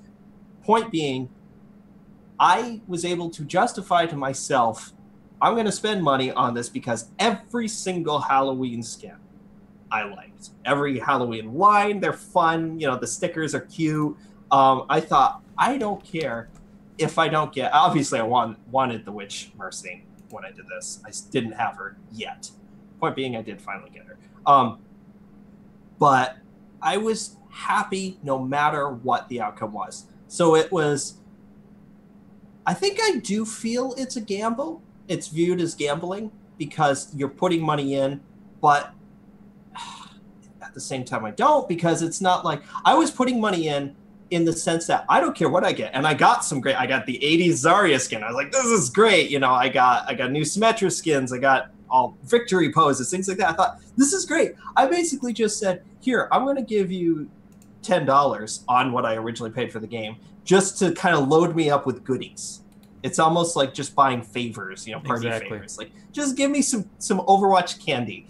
I'm fine. I feel this is worth $10. It's not a risk of, I blew $10 because I only wanted to get the Witch Mercy skin or something like that, And so I don't feel like it's gambling in the sense of like Las Vegas casino gambling, of, oh my God, I've lost my life savings because of this. But at the same time, it has the power to be like that, of someone saying, oh, I like these skins so much that I'm willing to shell out all money in my account just because this is this addictive loop that loot boxes are. Of, what's in this one? What's in this one? Part of why I'm still playing Overwatch is I really like that feeling of getting to the end of your leveling tier and then saying, ooh, I've got treats. What are these treats? Oh, nah, these ones are crap. Okay, that's fine. Well, I guess I'll play a couple more games, get to the next level. Oh, wow, I got this cool skin or something like that. Obviously, we're on the cusp of Destiny 2 coming out, and these are games that are just completely based on the grind for the treat. Exactly. But big moral here. Do you enjoy that grind? I like Overwatch. I'd say I love it, but there's certainly downsides to it, but I really like playing Overwatch. I feel my time playing Overwatch is enjoyable. And I think it's game to game, because there's some games where I go, I hate what I'm getting. I don't see the point of grinding for this anymore. I don't want to do this. Overwatch, I will say, at least the last major event, which I still want to play this Halloween one, just once these games slow down. But ultimately, the last big event you'll only have a few more hours until you're playing Destiny for another month. Yeah. So, the last big Overwatch event that I did was last Christmas, which is almost a year from now. But ultimately, Christmas is great. Yeah, the Christmas ones are great. But last Christmas, when I was really grinding for that Torbjorn skin, I was grinding, and I will say that I was 100% slogging through Overwatch, but I was loving every second of it because that's where I've been this past month. No matter what loot box I got, it was exciting because I'm hoping it's the Torbjorn skin I want, but ultimately I still want what's in the loot box, good, bad, or indifferent, and it's still exciting. Yep. Like, regardless, it's a fun game, it's a great game to play. Regardless of loot box or non-loot box, I enjoy playing it. When you finally get that little ding of reward, it's just like a little mini endorphin rush of, oh my God, what do I get? And then it's just great. But there's other games where it's just like, oh, every time you level up, you get some kind of reward, and you're slugging. You get a reward. I'm like, that reward sucks for the amount of time I just put into this stupid game. And uninstall. And I will say, just a real quick thing, I ultimately got Witch Mercy through currency. And so some of those boxes that I did buy, in that chunk that I bought, gave me either duplicates of things or just actual currency. It's actual currency. And that added up to the 1,000 Overwatch bucks that I needed to buy. And finally, I just hit that through regular play. I said, oh, okay, I'll do it this way then. Ta-da! Instead of waiting, and there she was, and it was instant gratification in that sense. But things that she could do with her face. Oh. What? And even then, her and Ryan Gosling. Ryan Gosling. But even then, after getting that skin, I thought, I'm not done. I'm not like, oh, that was it. I'm done with Overwatch. I have continued to play and have played it, again, the most that I have since earlier this year. Because, see, the great part about Overwatch is once you get that skin, you want to keep playing it to show off that you have that skin. Exactly. That's brilliant. That's the brilliant thing about it. That's smart thing. And that's, here we are talking kind of cynically about loot boxes and stuff, but that's brilliant. I mean, it is. You get something for your got character. Us there, Blizzard. You want to show it off. You can say what you want, but Blizzard has some pretty smart people over there. They kind of know what they're doing. I mean, in all honesty. No, I think skins are universally kind of viewed. I mean, correct me if I'm wrong, internet, but skins are universally viewed as probably the best thing hats, you can get. Cosmetics, period. Yeah, it's a big, goofy or cool or whatever fun it's the unique costume. You make your character your own. I think that's ultimately what it comes down to. Yeah. There might be 20 witch mercies running around on one level, but still. Well, there are now, that's for sure. Yeah, but still. I feel like I'm playing Grand Theft Auto. Like I go in and it's because I always play the random mode. Mm-hmm. The all random mode. Yeah, that's my favorite mode. Anytime anyone spawns as a mercy, I'm just like, you too, or I'm glad that I have it now because I'd be pissed off. But yeah. So we'd be interesting. Like, we're going to be going through 3 different topics. We would love to hear anyone's opinions on any one of these. What's your opinion? Do you think it's gambling? Don't you think it's gambling? We use Overwatch as an example. There's plenty of loot box games out there that you could easily use. So, hey, let us know. Okay, so this is the final dagger through the heart of my BioWare soul. This is the most targeted at you article that we saw. Yeah, this is absolutely terrible for anyone out there who's listened to even 1/10 of one of our podcasts. Probably knows we like BioWare and the old BioWare games. Unfortunately, there's this big article that just came out that says ex-Mass Effect dev says the linear single-player AAA game at EA is dead for the time being. Which to me would be probably until EA starts losing money. Which it is, EA is not going to stop losing money. EA does what EA wants to gain money. So what does this mean? This means that EA, meaning and everyone under EA, aka BioWare, is going to be doing a lot more Mass Effect Andromeda versus Mass Effect 1. Or they're going to be doing a lot of Dragon Age Inquisition versus Dragon Age 1 or 2. Which is terrible, because it's ultimately and the reason why Tom said this is the most anti-Brian article ever, it's literally, you are killing a thing I love with a thing I hate. Literally. This is literally the one thing that you really dig versus the one thing that you really don't. Which is why I've been ranting about how much I miss BioWare and how much I hate BioWare. It's because of what I think it's going for, and this is exactly the reason why. This is ultimately EA wants to make money. They see the most money being large open world games that can have a multiplayer backup to it. Yeah, it's really weird because it's both those things they've said. It's specifically Mass Effect 3's multiplayer just changed EA's direction. They said, oh my god, people are just dropping mad bucks on this. It's money. Yeah. Oh my god. And yeah, it's like we were talking about with GTA. There's certainly more longevity in multiplayer, obviously. Of course. People can play a single-player game at their convenience, and then when they're done, maybe they come back to it, whatever. But multiplayer, here I am talking about Overwatch. That game's almost 2 years old, and I just spent money on it. I just spent further money on it beyond the point of purchase. But it's not even... It's really weird, because they're not saying, MMOs are the future, but they're saying open world and multiplayer. It's the two parts of an MMO split up are viewed as more lucrative than the combination. Yeah, which is I don't know, which is ultimately a shame for me just because it's... And they say that open world is just easier to monetize. Open world stuff. Which I don't know. Because I was kind of sort of excited for Anthem. I mean, it kind of looked interesting, but after reading this article and considering... Mm-hmm. I'm not going to lie and say I wouldn't be too surprised if it turned out to be exactly like Andromeda or Inquisition, which I still think it will. But this article is I think it's going to be a weird hybrid of Andromeda and Destiny. Which ultimately I think is what it's trying to be. For me, this is the problem with EA. I think EA is a catch-up AAA company. EA sees what makes money and then makes a really shitty number 2 and just scrapes up whatever's left. No pun intended. I mean, shitty number 2. But seriously, I think that's what it is. Like, they see, like, what was huge? Okay, The Witcher Wild Hunt. Let's make a really crappy open world game real quick and just scoop up whatever's money's left in the bottom of the pool. Like, I just think they're a game, like, they have their money makers. They have, like, all the EA Sports franchises. They're the only name in the game, basically. They're gonna make money. It's a pretty, I won't say transparent because no one's actually outwardly said it, but it's a pretty obvious thing that game developers of like mid-level up look and say, oh my god, this right now is just amazing. DayZ, this is amazing. We got to make a mode or a game or something. This is what people are doing right now.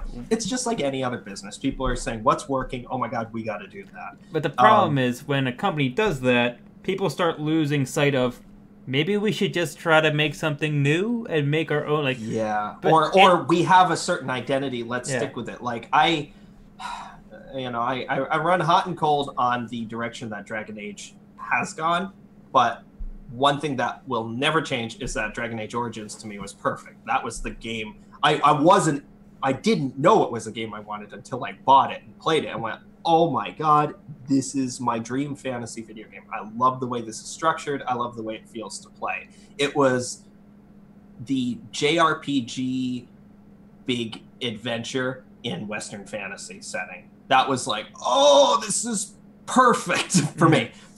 And then Dragon Age 2 comes along and it's like, oh, this is a little bit more smaller scope, more focused, maybe a little bit unfocused, but more focused at the same time. Okay. And then Dragon Age Inquisition felt exactly like, and they even said this, we want to make Skyrim, but it actually felt like The Witcher, and it felt like the first one that's like, oh, this is Dragon Age doing XYZ. Yeah. Mass Effect Andromeda was, oh, this is Mass Effect doing XYZ. Okay. And not successfully, which is the problem.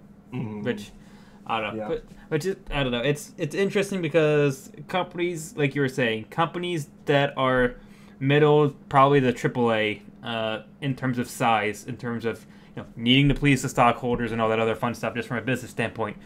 They look at the ideas that are making money. They look at what's trending and they try to duplicate it. I mean, same thing with PlayerUnknown's Battleground and the zombie builder game. Fortnite. But it's exactly the same thing. It would not surprise me if everyone starts building King of the Hill type modes right now. Well, they are. I mean, GTA did. Exactly. Even them. Everyone has been doing it. Rockstar, who has this irreplaceable thing in GTA, right? They are the kings of that, whatever you want to call it. Like literally, like GTA genre. Yeah, they do it. They're the ones. GTA and like GTA like even they can say, oh, we're gonna make let's see if we can boost our profit up just a little bit. But companies of that size upward, they see what's making money and they go, we need to keep making money. Let's just make sure we don't miss out on this profit stream. Let's put something out there. When you have a small indie game or something, or just someone who just likes to be a spearhead of the industry, or someone who just says, I want to do something different, or I want to make my idea good, better, and different. When you're that small, you have no expectation of needing to succeed, so you can take the risk to do something different. You can do something exciting. You can do something unique. And exactly like PlayerUnknown Battleground, you might struck gold. I mean, think about it. Steam put out 6,000 games this year, if not more, and PlayerUnknown Battleground was arguably the highest grossing, if not the most successful. And that was literally one guy just said, I want to make this game. And yes, it was one out of 6,000, but still, look at, he's now a trendsetter. That's the thing. Look at what Portal did. Oh my god, Portal. I miss Portal. Was this one-off, this group of what group of people had this idea. Valve's like, let's make a game and let's just kind of crap it out there. And that ended up have fun with it. That ended up redefining it made the first-person puzzler genre. Oh, yeah. I think. You get these games of Talos Principle and all sorts of things from there on. Sure, they tend to veer more towards indies or independent, smaller scale stuff. But I don't think that you'd have something like The Witness without Portal. You'd get these just these things, these original ideas that will come out, and that's Valve. Valve is a big developer, so it's a roll of the dice. You either create something that's been done before, Overwatch, that's Blizzard creating Team Fortress 2. You know, that's been done, and that was done before TF2. Yeah. And it's gonna be more after it. MOBAs, you know, we're I think kind of past the MOBA bubble now. The MOBA bubble. You don't have them coming out left, right, and sideways, and it's kind of died down a little bit too. Okay, we've got Dota, we've got LOL, we've got Heroes, you know, we've got Smite. You're gonna get this bubble of player unknown battlegrounds alikes, and then that bubble's gonna it just doesn't go in waves, and you'll just see EA tugging on the end strings of every single good game developer from here on to the end of eternity. Yeah. It's tough. It's really tough. Sometimes it works. You get Shadow of Mordor saying, "Hey, Assassin's Creed, but let's like do orcs." So I don't know. It's tough. It's a tough topic. Yeah. If I ever strike it rich, if I ever win the lottery, I'm gonna buy BioWare out of EA. That's gonna be my one thing. I'll save you. That's gonna be my one thing that I will do if I ever win the lottery. I'll buy you out of the abyss. You can quote me on it. I will do that. I saw a post. I can't remember if this was Tumblr or Twitter or maybe even both, but it was, what do we want? Dragon Age 4. When do we want it? When the developers are ready and comfortable to release it. Basically, I was like, yes. Or don't rush it. Or just enough money to buy EA, close it, and then restart BioWare. Yeah, it's such a bummer. You know, EA's produced good stuff, but boy, they've got a reputation. It's been such a long time since they have, and unfortunately, the reputation is now preceding them. Okay, the final salt, the salt to rub into the wound. Which is weird because we don't really hear this name all that often. Activision is in the news for a very bad thing. Oh. At least for the community, at least in my personal feelings. And I'd be curious to hear what everyone thinks. But Activision just got approved, meaning they were awarded a patent on a new type of matchmaking that would ultimately make them more money. It's a matchmaking mechanic that will motivate people in microtransactions. Ultimately, it's a matchmaking system that will push microtransactions at the user in a natural way that you don't realize they're trying to push you into microtransactions. So it just sounds like taking a pillow to somebody going, shh, shh, this is a natural way. This will be okay. I'm suffocating. Shh, it's natural. Yeah. So ultimately, this is a predatory marketing ploy that's disguised in the sense of matchmaking. So what this would mean is, so in a game, let's just say that you can spend money to get better gear, which ultimately would improve your chances of being a better player. Like, you get better gear, therefore you can kill people faster, or you can survive longer, therefore you have a better time, you have higher scores, you feel like you're the king of the castle. Well, what this system means is brand new people that might be on a free-to-play game, or brand new people that just don't have gear, will automatically be placed with people that have lots of experience, lots of gear, and lots of time, so that they get steamrolled and want to buy microtransactions in order to make themselves better to level out the field. So ultimately, this is a predatory matchmaking system that will purposely put people in a situation where they cannot win in the hopes that they will be forced, that they will be like that guy. Yeah, they'll be automatically pressured into doing microtransactions because they think it's the only way to even the field. I have no comment on it because actually I only just learned. I didn't quite understand this, and before we started recording, I was like, Brian, explain this to me. And he said exactly what you just said, and I was like, this sucks. Yeah, it's completely self-explanatory. It's that one's dumb. It literally is self-explanatory to the point where, I mean, once again, kudos to them for making up this logic tree, which actually is super simple. Like, if you look at the patent, it's super simple. It's like 4 boxes. This, that, yes, no, okay. That's all it is. It's stupid. But it's self-explanatory in the sense of this is the way that the community is going. This is the way that we as consumers, that we as gamers, that we as people are allowing these companies to do to us because we will keep pressing the shiny button of gimme, gimme, gimme. And unfortunately, until we put our foot down and say, we won't buy this game, it's not going to stop. And this is the stupid thing. Like, they literally can blatantly do this, and I guarantee you there has not been one PR release since then. Like, they don't care. Like, it's not like, oh, hey, guys, it's not that bad. Look, there's a pony inside of it. Oh, my God. No, it's none of that. No, it is what it looks like. It literally is, yep, and you're going to buy it anyway, you smut. It's like, yep, okay, I'm going to. Like, that's the thing. Like, that's the problem. Like, there's been so many times that people have been trying to basically do a virtual equivalent of a strike where they go, hey, everybody in the community, let's band up as a band of brothers, link our arms and go, hell no, we're not going to buy it. And then everyone buys it. And they go, what the fuck? Like, literally, like, there's tons of Total War games that have had the same exact thing where they went, hey, they've been producing shit. This game is going to be shit. Let's not buy it and force them to, like, rethink their actions. Everyone buys it. I mean, that's the problem. We as people will go to forums, we'll go to Reddit, we'll go to anywhere, we'll go to Twitter, and we'll go, this is a bad thing. We all hate this bad thing. And then secretly, when no one's watching, we go, buy. Like that's the problem. That is the problem. It's the same people that's like, everyone hates Nickelback. Then why are they number one on the charts right now?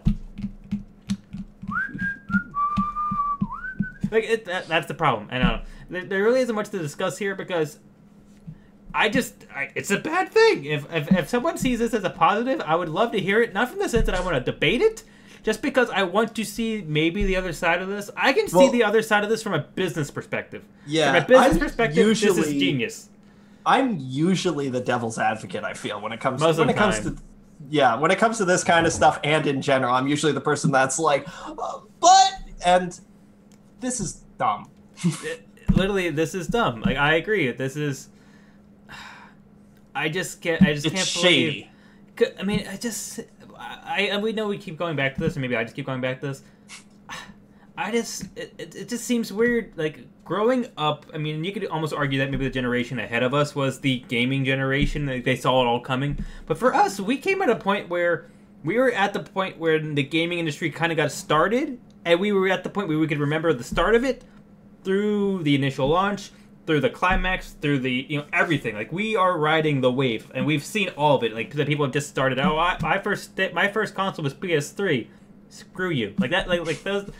And back when, even a bad game, the developer was honestly trying to do something, like, artistic and meaningful and enjoyable. Like, you could say that, maybe they just didn't have the technical opportunity to make a good game. But there is still something behind it. I also think that right now, gaming's people will say what they want, but gaming's more democratic than it ever was.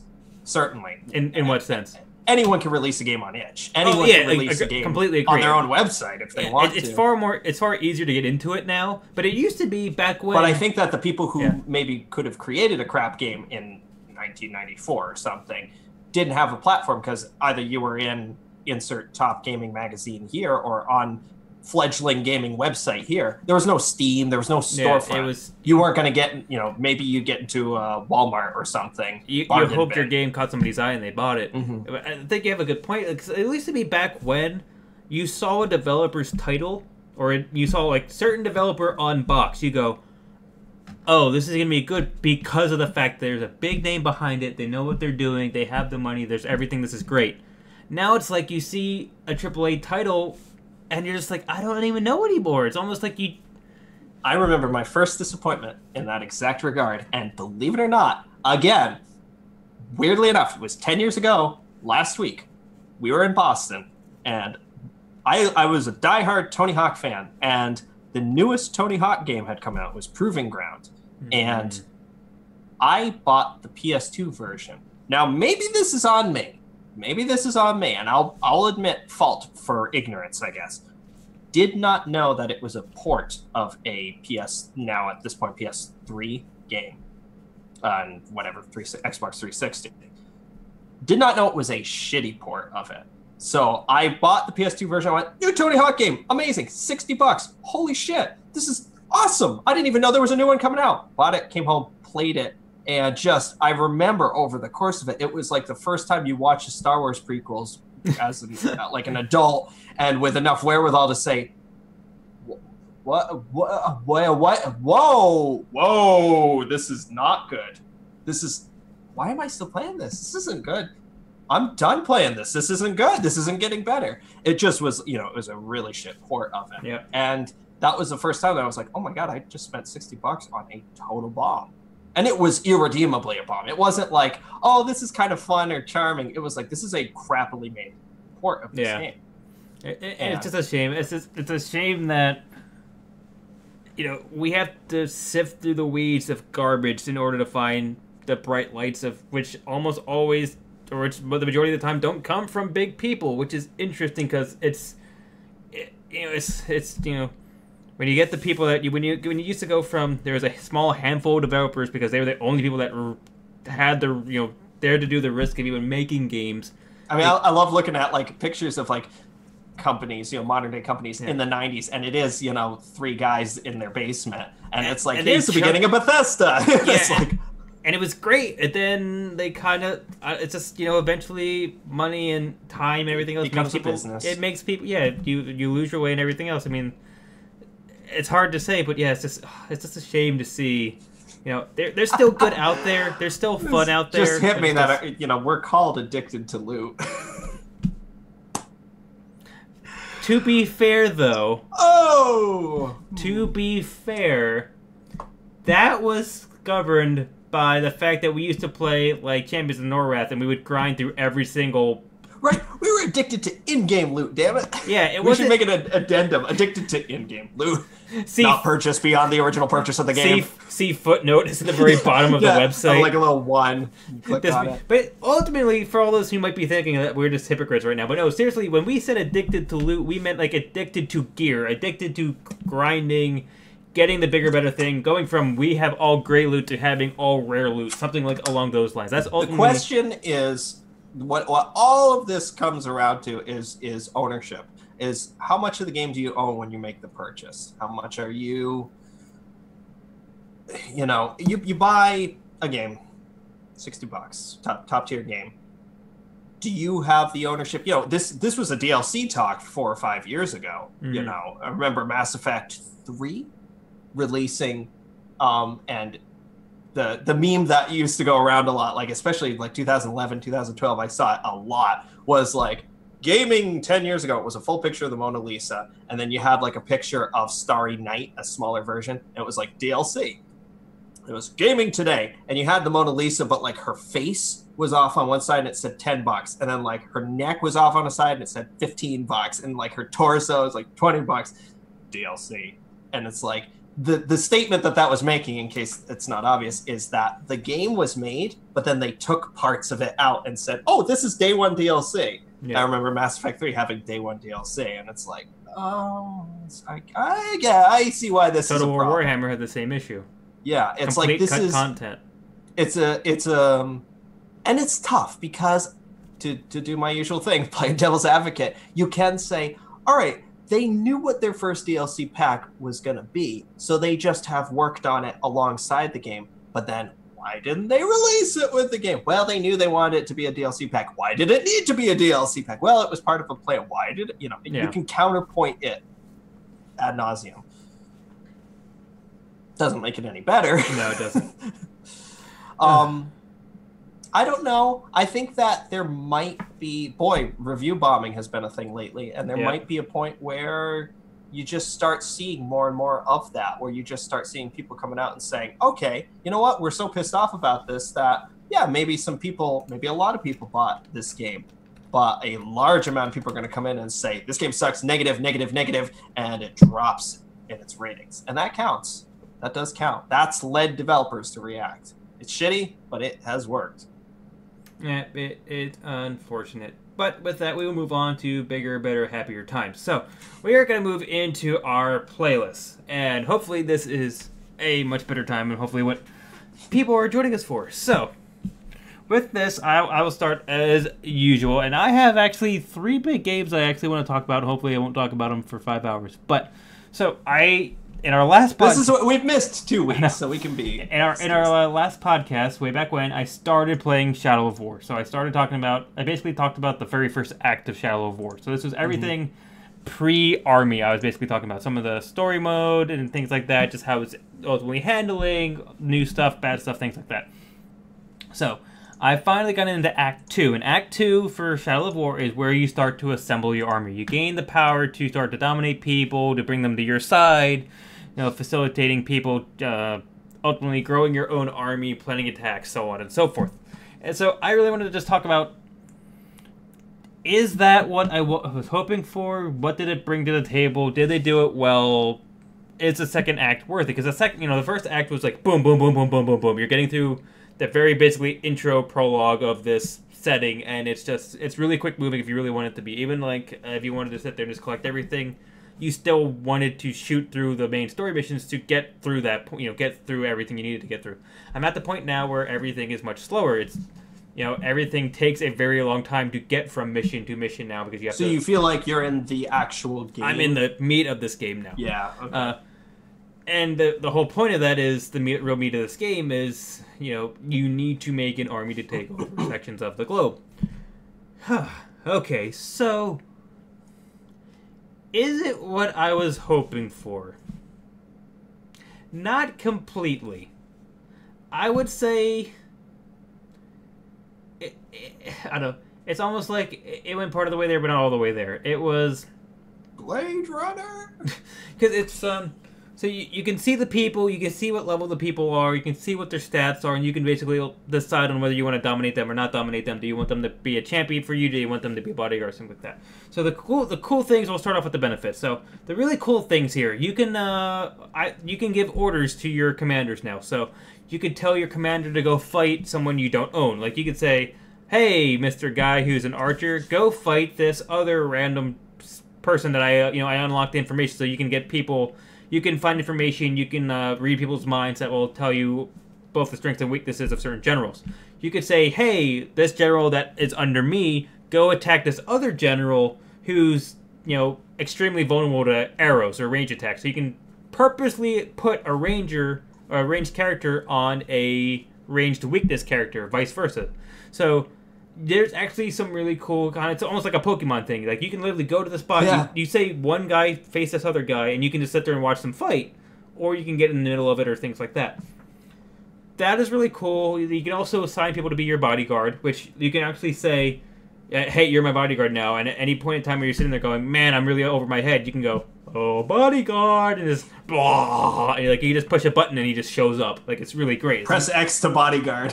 It's ultimately like, it's kind of like when you used to fight like a warlord or something, and his bodyguard would come out of nowhere, beat you on the head, and you go, oh my god, there's two of them now. It's basically that, but you now have that guy. And your advantage. Unfortunately, and the thing I really don't like, I go back and forth on it, there isn't a lock on friendly fire, which is hard when a lot of your abilities are area effect.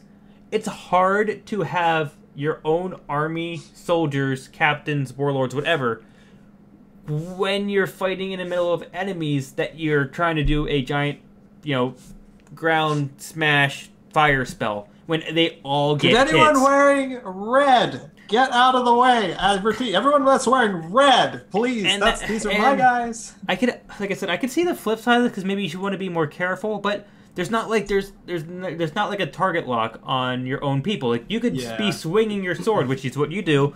You basically keep smashing X until someone goes, I'm gonna hit you, and then you hit Y to block them. Like, this game is ultimately, you watch for clues, you hit the button that corresponds to that clue. Right.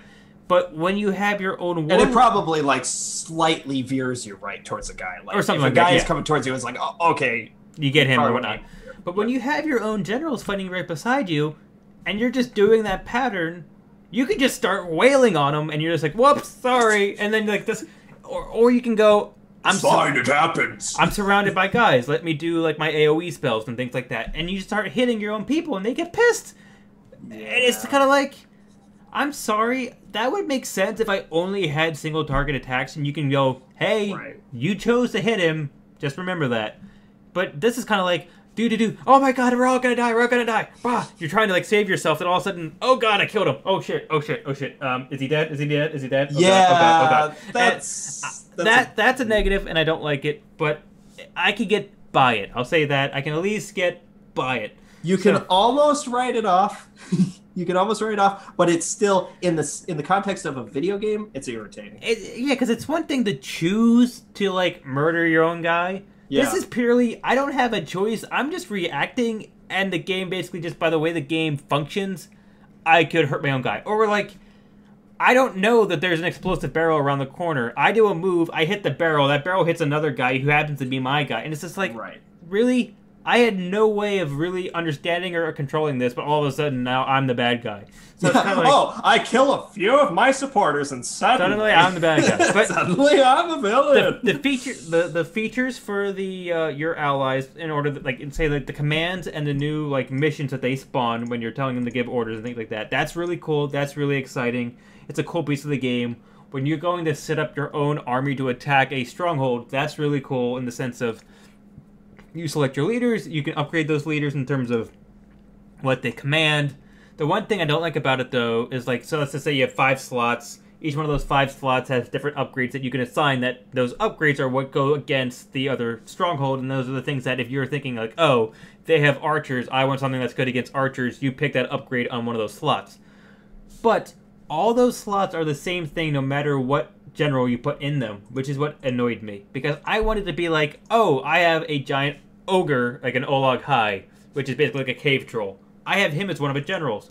I put him in one slot. I'm hoping that he has 3 different Olag High units that he commands. Or, oh, I have a range unit. He can have crossbowmen, longbowmen, spearmen.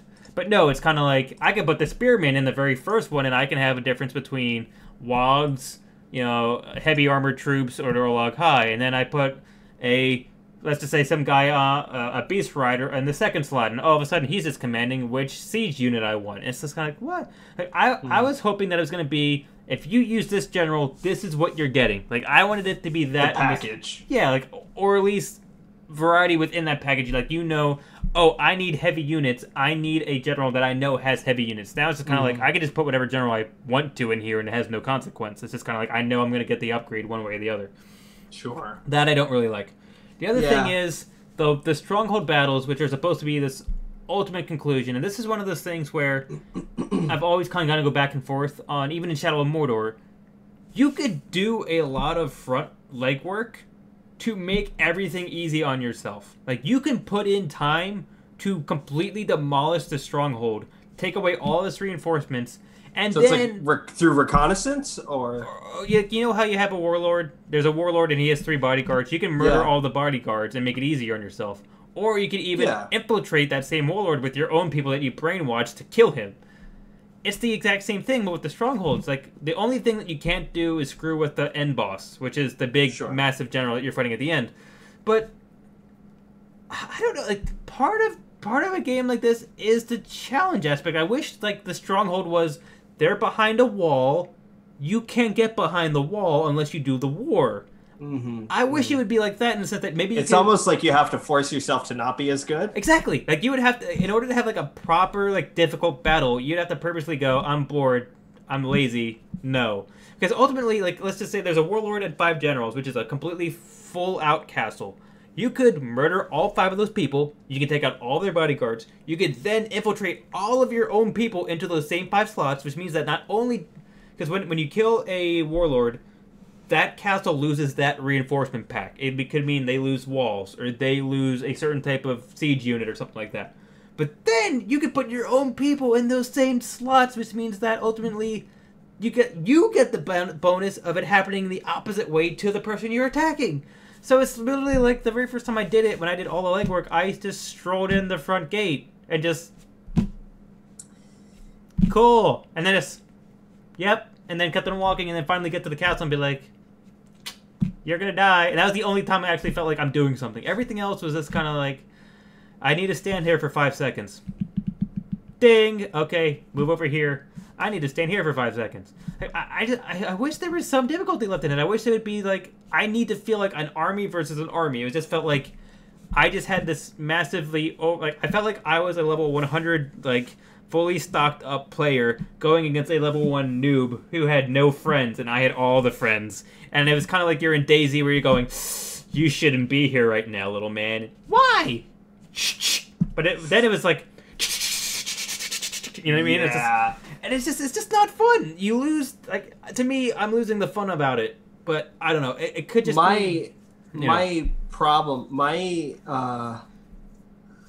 arc with Shadow of Mordor, the first game, which I found out later, a lot of people went through this, is that the game starts off by shoving you headfirst into the deep end of the pool. And it's just like, I don't understand or know anything, and I'm continuing to die. I'm just dying, and I'm not really sure how to defend myself. And then you unlock abilities, and you also just start to understand the combat through experience. And then there's this perfect point where it's a mixture of, oh, I've got some really cool skills, and this is really hard. And then it's like a sheer drop off into, I am so overpowered. And it's like, as soon as you get the dominate ability, it's like, oh, this is a walk in the park now. And it was exactly that. It's that the game became, by the last like 2/3, it wasn't a slow arc off. It was like, boom, oh my God, I can do anything. This is not hard anymore. And that's exactly the problem I'm having now. And the sad part is, I've only been through one castle. I haven't been through 10 of these things. I've been through one. And I've already been like, I know exactly what this is gonna be. The story is good, the missions are really good, but everything else is just Shadow of Mordor, but different. It's not a bad thing, but for me, I'm far more motivated to play other games, and that's the sad part, is I know exactly what this is. I know it's not something that's instantly forcing me or rushing me to go back into the game. Yeah. I know that I'll eventually go back and beat the game, and I'll be happy that I did, but if there's a better game out there, I'm going to play the better game, and that's the sad part. I wanted this new Nemesis system to really be so shining to the point where it makes the game, and it just doesn't. And the other thing that annoys me is I wanted my army to be my army. Like, I wanted to take one castle, move to the next land with my army. This moving, like, marauding force. Yeah, but it's basically, you take one area. You go to a new area, you're by yourself again. You're like, wait a minute, I have to start from square one? Like, literally, I brought nobody? Okay, so let me get this straight. I just took over entire continent. I took over an entire continent. I have a warlord, 5 new bodyguards, and I basically dominated every single general in the entire land, meaning I probably have, like, tens of thousands of troops under my disposal. And I went to this new place by myself? Like, to the point where I'm 100% outgunned. It sounds like it's canon, because you'd be saying, oh my God, this isn't hard anymore. Bye, I'm going to go off and make my own challenge. That's my problem, is, like, I painstakingly picked, developed, leveled, and equipped generals that were like, I like these people, these are my generals.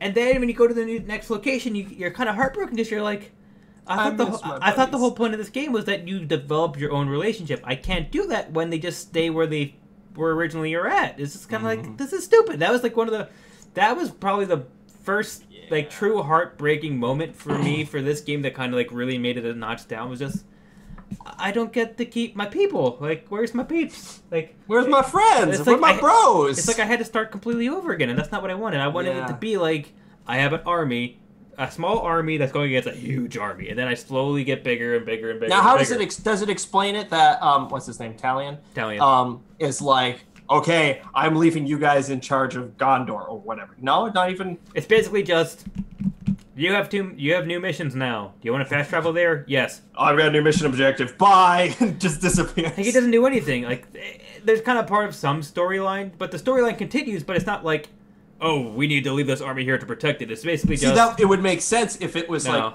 oh my God, we need to. Even if you want to use fast travel as a lore mechanic, because you could say, Talion, the only way out of here is we got to warp. You can't warp 300 orcs, you know. But it's not like, even that. I must leave Oz. The only reason why they tell you that you have to keep your army there is because on multiplayer, which people offline can attack your own base, you need to leave your army there in case some douche wants to attack your base while you're not playing it. That's the only reason why you need to make and improve your own home bases. Not because the game will randomly attack its own people, which I think would be kind of cool if you log back on and you're like, oh, there was an assault, you lost. Like, okay, it's a random dice roll, whatever. No, it's basically some guy in California just decided to attack your base. You lost.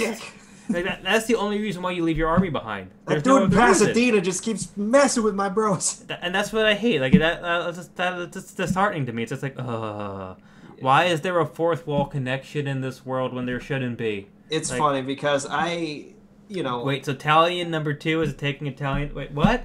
Yeah. Why is there an evil Italian? Italian. Really? I really wanted this game, and just obviously with most things nowadays, I've been watching the after hype. Yeah. Or lack thereof, and this has been a perfect example of lack thereof. It's like nobody on my Twitter feed is really talking about it. If they are, there really isn't that much. Yeah, because I figured if it was going to be good, you would have, especially with the premise of the game, you would have people saying, "Oh my god, I got to tell you this funny story about this one orc that wouldn't leave me alone," or something. Which is what the first game had.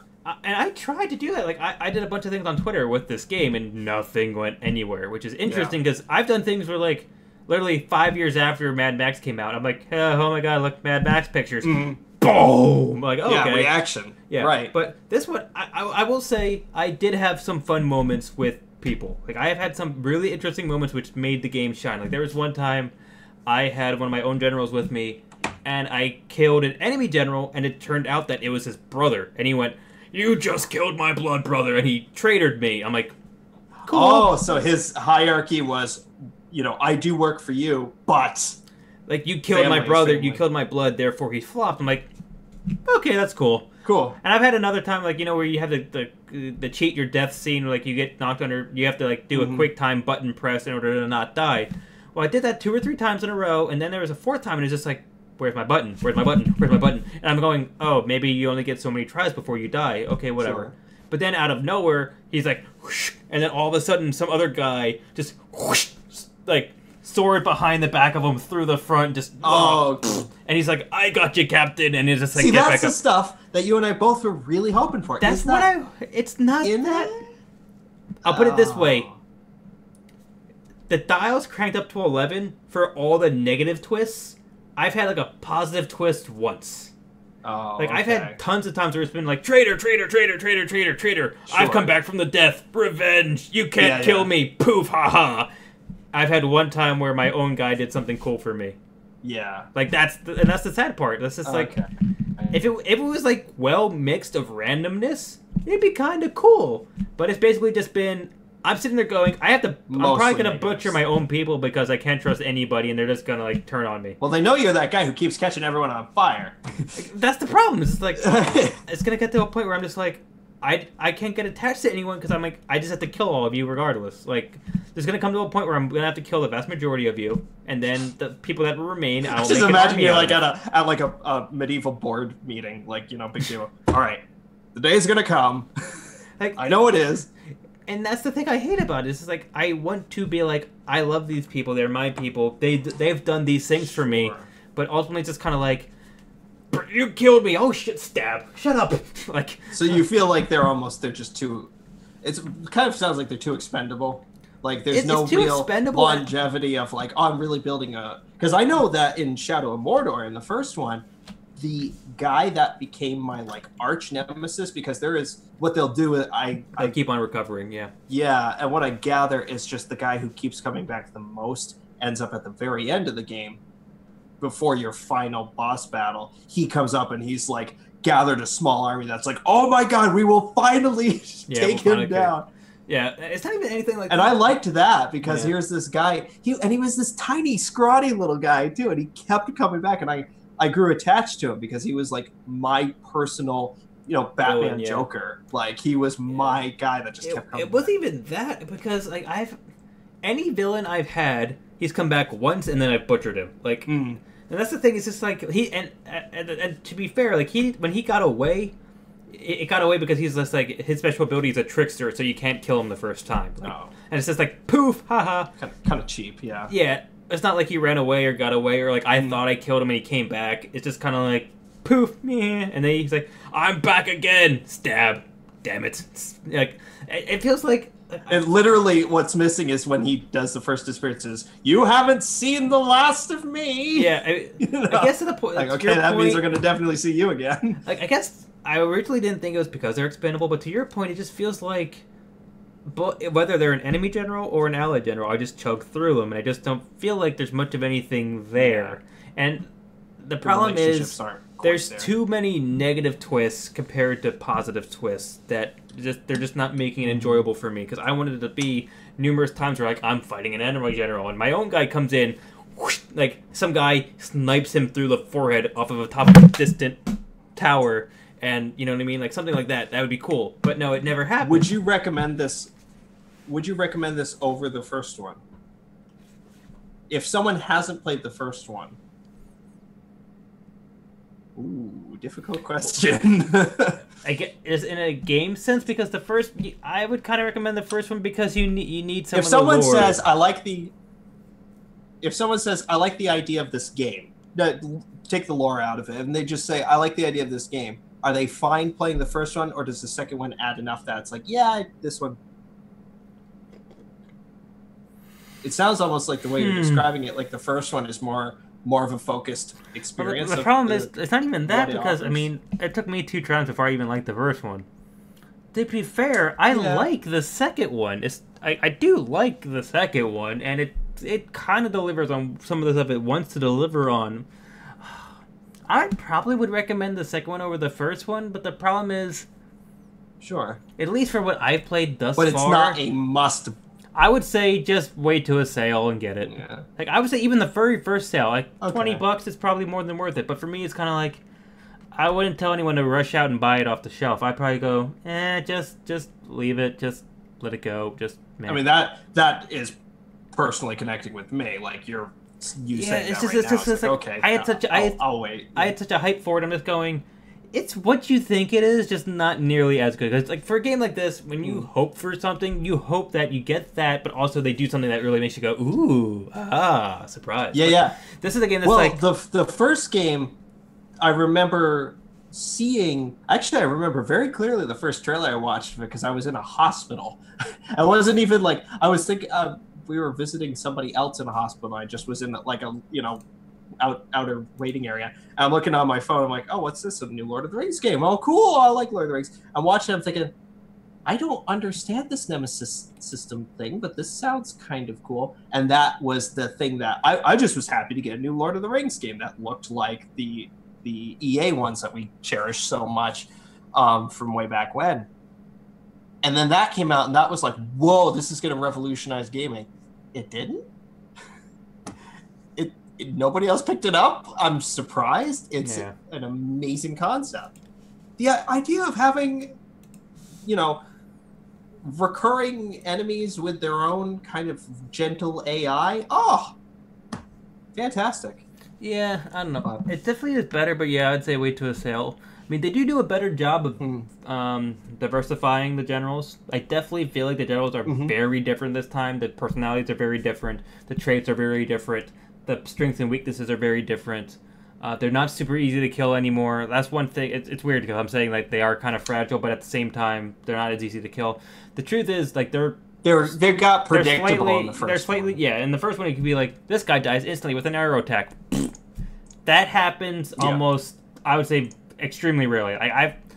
I think there's been 2 or 3 times I've actually encountered someone that had you can instantly kill this guy by doing this. Most of the time it's like he's weak to this, but nothing instantly kills him. But also the leveling system, the new leveling system, to your point, that point where you hit that steep cliff and then completely die because you felt like you're overpowered, that does come pretty quick. But the game... That's what it sounds like. It comes pretty quick, but the game still does it where the fact that you get all the different types of enemy classes at once, it does keep it somewhat balanced a little bit more because of the fact that since you get everyone at once, it's still a lot of difficulty even with all the powers, versus if you just had vanilla orcs, it'd be completely a breeze. Because like I have things now where like, you unlock the thing that counters, then you unlock the thing that every time you counter someone they stun. I have a thing now that says every time you perfectly counter someone, you instantly kill them. So I'm sitting there, as long as I perfectly time things, I'm just like butchering an entire crowd in like a couple of seconds because it's just like stab, stab, stab, counter, stab, counter, stab, counter, stab, stab, stab, instantly execute somebody, ground kill somebody. It goes expressionless face, just like this is Monday. It's like Neo at the end of the Matrix when he's just like blocking everything. He's just like, Yeah, like this is a Tuesday afternoon for me. How you guys are doing? Hi, Tim. Stab. Like a Tuesday morning. But yeah, I mean it's. Oh shit, that was Billy. It's a good game. It's a game that I think people should eventually get, just not right now. Don't pay full price for it. I would say look for it off of something, and then you'd be more than happy. I wonder if they'll patch it. Maybe. I don't know. I don't think they can patch it in such a way to fix what would really be an issue. I don't know. But it'd be interesting to see. But at least right now, if you love the first one, you're still gonna like this game. That's the thing. Is like if you like the first one, you're still gonna like it. I mean, it's not like you're not gonna like it. I know people are still having fun with it midway through it, but for me, it's kind of like I saw the game, I saw what it had to offer, I saw the other games I had to offer to play that I could play, and I went, I'm gonna play those games instead. Like take that. I mean, that's kind of my review of it. Just take it as you will. If I had nothing else to play, I'd still be playing it. But that's the thing. It's just there's literally. There's literally like 5 games coming out right now. Like it's just hint, nudge, nudge. But yeah, I think I bought the first one at retail price, but I remember seeing it, go up on. It's one of those games that will go up frequently on Steam for $4. So I'm just like, oh my god, I recommend anyone get Shadow of Mordor for $4. That's a fun game, especially for that price. Yeah, so I would say wait to get this off of some discount. It doesn't need to be like 70% off. Just wait for it. Don't pay full. And just if you have nothing else to play, it still might be worth it full price. I mean, maybe if you want to pick a game and this is something you like, you probably won't be disappointed with it. I'm just not. It's not as good as I was hoping it to be. Moving on to the next AAA game, South Park: Fractured But Whole.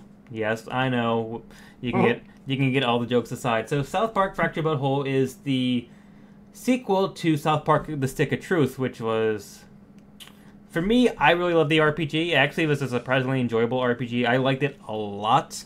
I liked it a lot better when I personally set the difficulty higher. It just felt way too easy. But it was a cool game that had a lot of cool puzzles, had gathering equipment, it had a level system, it had an advancement system, had classes, so on and so forth.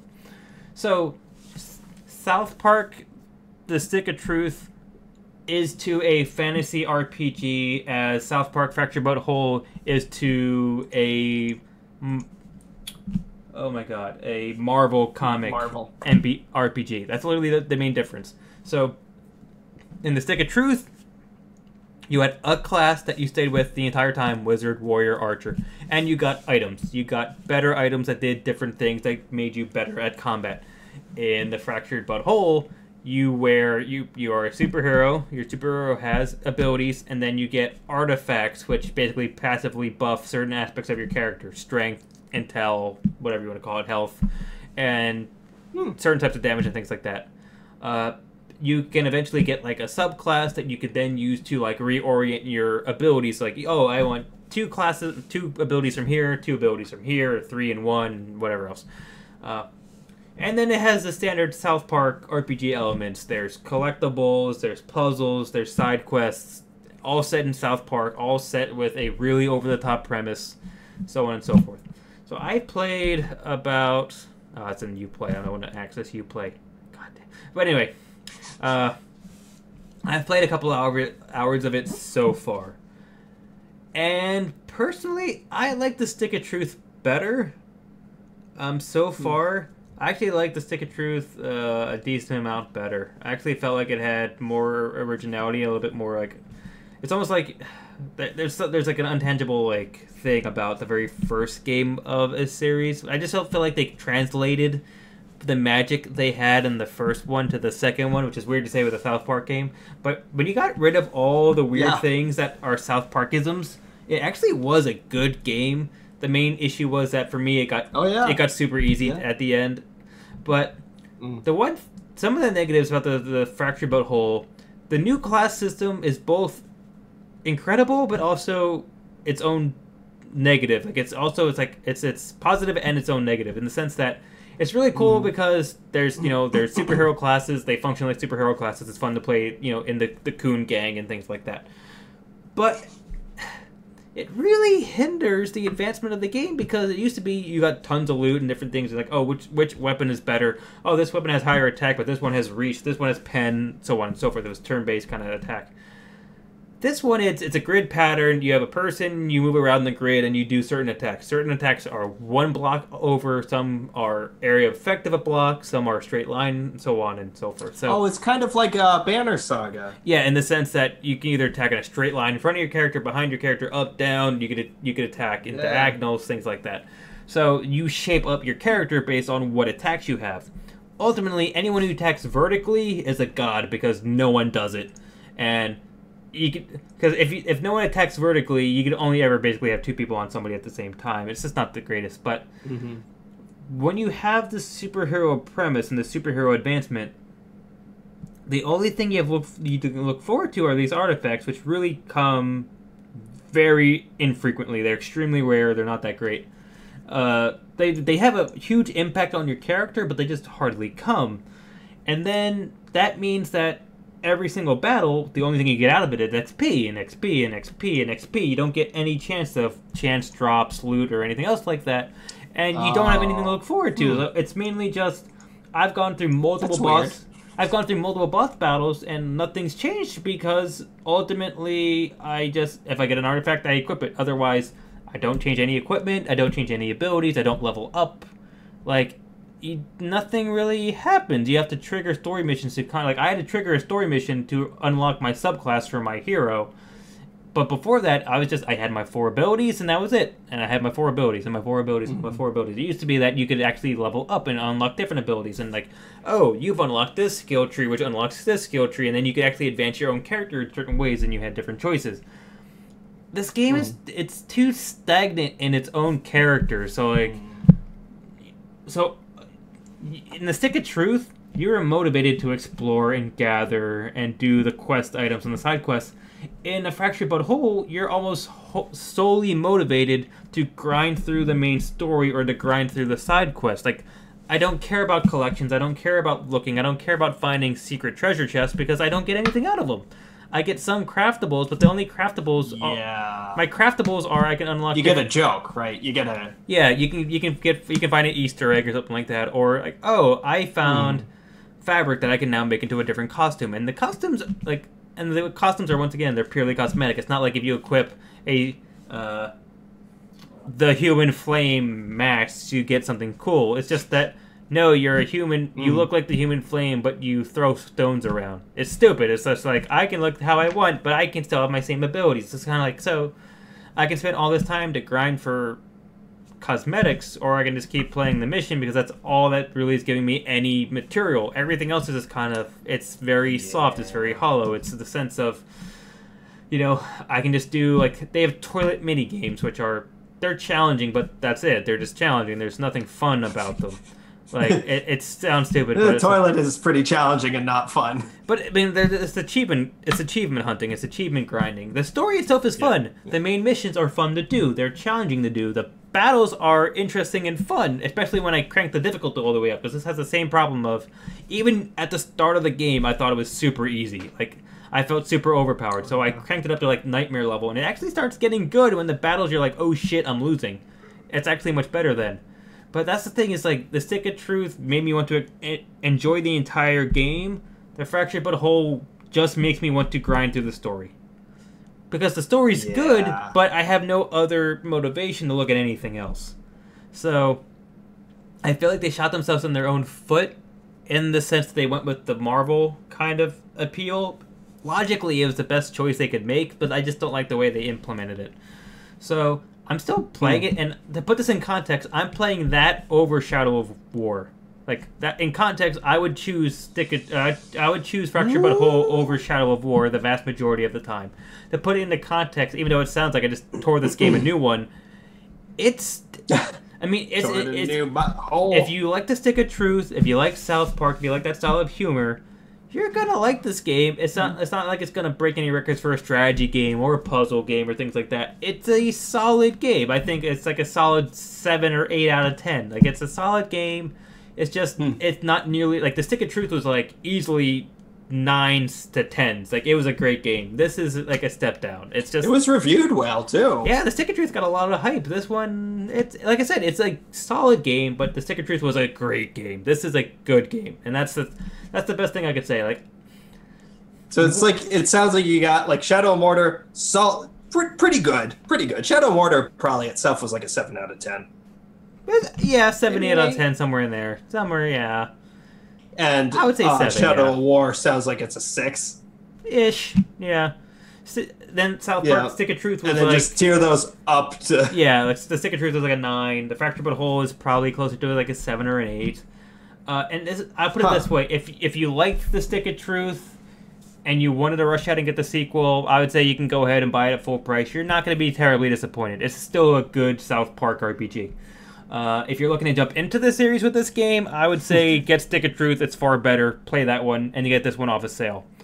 Anyone else who like kind of played the first one was kind of lukewarm on it, or just is kind of like, I'm a passive South Park fan and I don't know, just hold off. I wouldn't rush. I wouldn't tell people to rush out and buy this game. Now, my final game for my past couple weeks, or at least my final big game, because I've had a few other press copies that I will eventually be talking about, maybe in 2 podcasts, because in our next podcast we're going to be doing our big Destiny 2 episode. Destiny. But okay. So my last big game that I want to talk about, and this is a game I would say if you see this damn thing, you go out and buy it, because I bought City Skyline on 75% off on Steam, because it's an old enough game that it's at the 75% off basically market now, where when it goes on sale big. And when you see this thing go on sale, you buy this damn game, because this game is so much fun. I was a fan of the SimCities and things like that, of like civilization management game, not even civilization, like basically city management games. Like, we need water, here you go. I need a police, here you go. You know, we want a clown. All right, here's a park. Whatever, shut up. Like, I really like those kinds of games, and City Skylines is a great example of an amazing city game. It's challenging, it's fun. You could have your own creative way with it. Like, you can be like, I want my entire city to be a grid pattern, or oh no, this would be a great part for a cul-de-sac. You know, it's not efficient. That's what I think a neighborhood would look like in this area. And oh, I have industry over here, and oh, I need to figure out a way to make this highway work. Or oh, I need to figure out, I want to put a circle in, or I want to put in just a giant long highway. I want to put tunnels and bridges and trains and planes, and it's a really fun game, and it took me like 3 or 4 tries to even get a city past the point of instantly failing. Like, it took me a while to go through like the initial like startup failures of like, oh shit, I forgot to run. This city is gorgeous. It's a disaster. Like, I forgot to run power to my water intake, and I spent all my money. Therefore, I'm instantly losing money, and I can't recover. So, restart. What? And things like, oh, I spent all my money trying to design streets, and now I have no money to improve what people need to actually move people in. I'm losing money. Start over. Like, things like that. And then I eventually got to the point where, like, I learned everything. Everything is fine. People are moving in. Okay, so I have a decent city now. It's just a lot of fun. Like, I'm not even... Natural disaster! That's the thing. And the best part was I got the 75% off, but it applied to the game and, like, 10 of its expansions. So, like, for, like, $40, you got just about every expansion that came with City Skylines, which is natural disaster, nightlife, like concerts, snow, mass transit, blah, blah, blah, blah, blah. And this was all spurred because they just released the green energy expansion, which is basically, it adds in all bunch of like green energy initiatives and policies and stuff like that if you want to do stuff that's green energy. And it's just a fun game. I can't, like, there's not much to say about it because it's not a game that you could really review. It's a great game. It's a fun game. It's the SimCity that people have been waiting for exactly, and it does an amazing job of it. I mean, everything has its own look to it. It's like really interesting to see your city grow and evolve, and like the panic that goes with it, but then also like the enjoyment that goes with it of, where should I put a park? This looks a cool spot. This is a really cool spot for a park. And why is my webcam freaking up? Okay. Like, this is a really cool spot for a park. And this is a really cool spot for a hospital. And, oh, I need to put a firehouse somewhere. But this is the best spot for that. And like, oh, I need to figure out the best way to fix this traffic situation over here. So let me try these road configurations around. And it's just so much fun. Like, oh, I unlocked a new building. This building is pointless, but I still want it somewhere. There you go. Like, you can unlock like an art, like you can unlock a high school, but you also can unlock like an art institute, which is basically the high school equivalent, but you're pushing your citizens to be creative and artistic and that kind of thing. So it's really cool to say like, I could have the slum neighborhood over here, and I can actually put this one as the high-end neighborhood. And like, it sounds stupid, like you're forcing people to live in the slums. Oh yeah, no. But you know what I mean? Like for an industry, the bulk of the fun I had with SimCity 2000. The last one, one that started. That's where you could start actually making kind of cities based on aesthetic, like or districts and things like that, based on like, oh, I want this to be my sciencey area. I want this to be my gorgeous park kind of area. Yeah, because it's interesting because like you have a lot of the way your city makes money is through industry, but industry requires non-educated workers. So you actually make districts that focus on just a certain level of education so that you can fill your own industry, and then you have some that focus on higher education so you can filter your like office spaces and things like that. It's really interesting to see like, okay, of course you want the ultimate city where everyone is like completely college educated, live in the best houses in the best world and everything.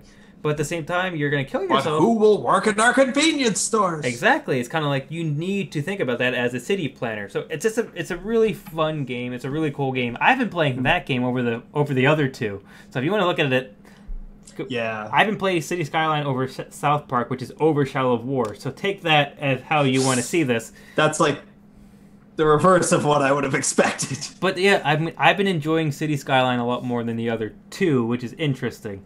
I mean, I've enjoyed the other two, and I know I will eventually beat the other two and then get my full enjoyment out of them. But when there's a better game coming along the line, I want to play the better game. And I'm really hoping that Destiny 2 becomes my next major game, which I think it will. Good, better, and different. I played enough of the beta and everything else to know that I'm going to enjoy this like I did the PS4 version, so I'm super happy for that, and I'm really excited to get into it tomorrow. Starts tomorrow afternoon. Okay, so that was my playlist. Okay, so with that, Tom, take it away at Overwatch. What happened in the world of Overwatch? I played Overwatch, and it was real good. So our free game of the week this week is... No, really, actually, I said pretty much everything I did want to say about Overwatch in our discussion about loot crates and loot boxes and stuff. I have played enough Overwatch that I'm at the point, I was talking with Sam about this earlier, I'm at the point where I can pretty much tell within the first minute of a match how it's going to go. Just based on... Like whether your team's going to win or anything else like that? Oh, yeah. Yeah, based on like... Because, I only play the all-random mode. I did a little bit of the Dr. Junkensteins, mostly to grind out some loot boxes and stuff, but I don't really love it. You know, it's a 4 PvE mode where it's 4 players. It did make me really good at Ana though, that's for sure. But yeah, I play the all random mode in Overwatch, and it's funny. There's a real big secret to Overwatch that this is gonna border on sarcastic AF. Basically, if your team like sticks together and like gets on the objective, you're gonna win. Like, I don't know why this is so difficult, and it's just like if your team just all like gets up, whether it's a capture point or a payload, or even if you're defending something, if you just kind of all like, if you all just like do it, you're gonna win. Like, that's the secret to Overwatch. This is your hot tip direct from a man on the inside. If you stick with the objective, you'll win the game. I had like some moments where I was doing it. I was doing I'm looking at my computer screen going, come on! Like, it's not that hard. Yeah. Okay, you can have an enemy team that'll be a really good counter, and you guys will get separated or something. But if you just clump up on the payload, or just all stand on the objective, because everyone wants to do that. Healers heal. Yeah. because tank. Because everyone wants to do that, that cool play where they do the Genji play where they go behind the enemy lines and they murder 10 people because they got behind people and they flanked them. But you know what I mean? I did have that with Reaper, but it wasn't. I wasn't trying to. I just happened to be. I was in the Junkertown map, which is really great, by the way. I love the design of it. And I was just in this one little area, and the entire enemy team walked in, and his ult came up just at that moment, and his Death Blossom, die, and it was a team wipe, so that was kind of fun. Don't usually get that. But yeah, I've just been playing a lot of Overwatch. Like I said, I went from level 70 something to 100. And I'm still playing it, and I'm still having a lot of fun playing it. I'm not tired of it yet. Certainly with Destiny 2 coming out. The problem is, like with most things, I play it at 3, 4 o'clock in the morning. And I love Overwatch at 4 o'clock in the morning because I think the servers are kind of localized. I feel like I'm playing with other East Coast USA people because everyone, especially in just at that golden hour of 3, 4 o'clock in the morning, that it's the only other people playing are just like you. They don't care if they win. They're just there to play Overwatch, to be in Overwatch. You want to win, and you try to. And actually, I think you get better teams in the middle of the night because people are actually oh, let's just have a good time and try to win, instead of you get, like you said, that one guy that's I'm going to solo DPS this to victory. Why do I keep dying? And I had this great moment. Sometimes when you are loading a match, if you don't have a full roster of players yet, it'll put you into this little skirmish, and it just it's okay, here's the map. Yeah. We're just gonna let you kind of goof off. And there was one point where that happened, and it was on Junkertown, and our team ran out and came face to face with the enemy team. You have no idea, nobody said anything, and then everyone started going, hello. Hi, hiya, hello, hi, hello, hiya. It just is everyone did it.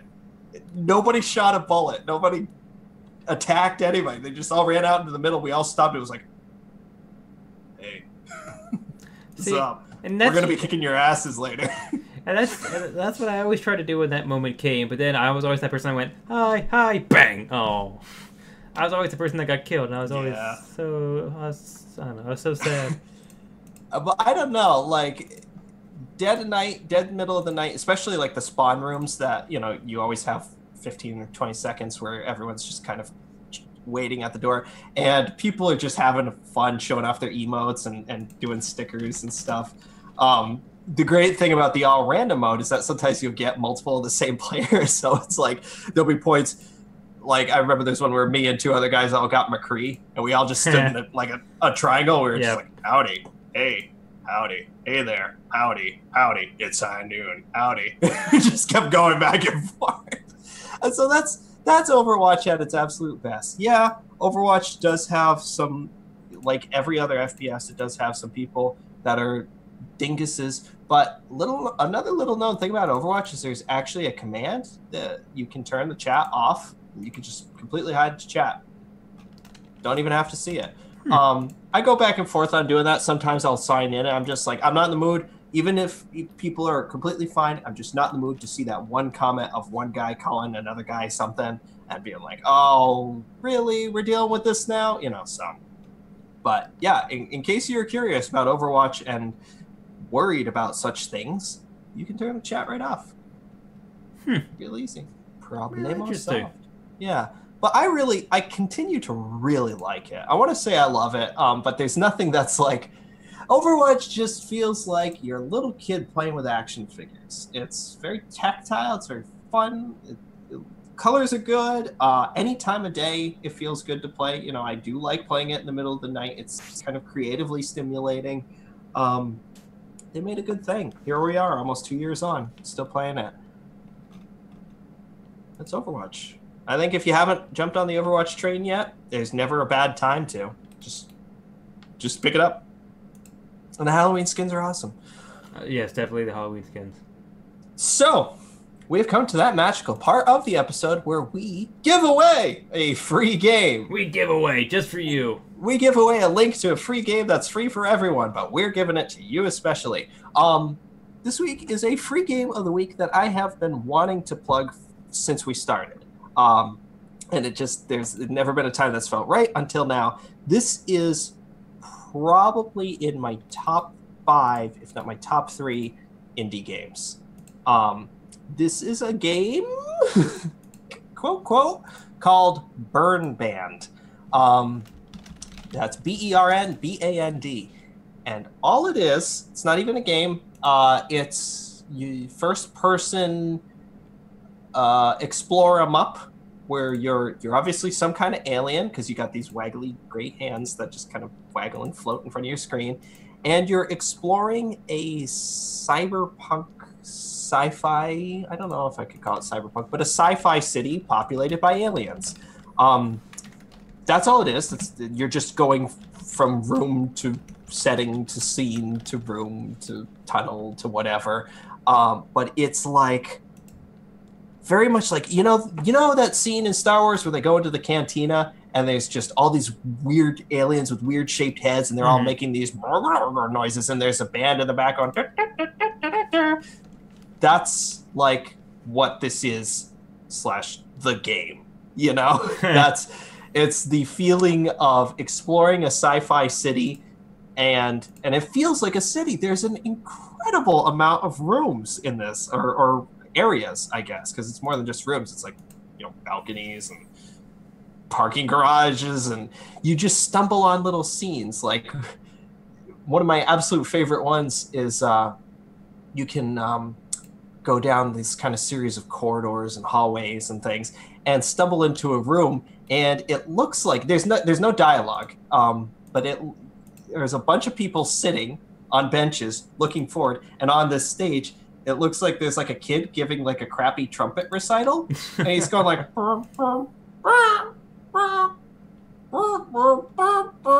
and then everyone just starts clapping, and then just the scene repeats itself if you wait long enough.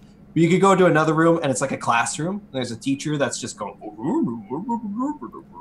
pointing at a chalkboard, and a couple of kids sitting in the tables. Or you go into one that's like a theater and there's a person that's doing like the Squidward interpretive dance, like the really weird kind of.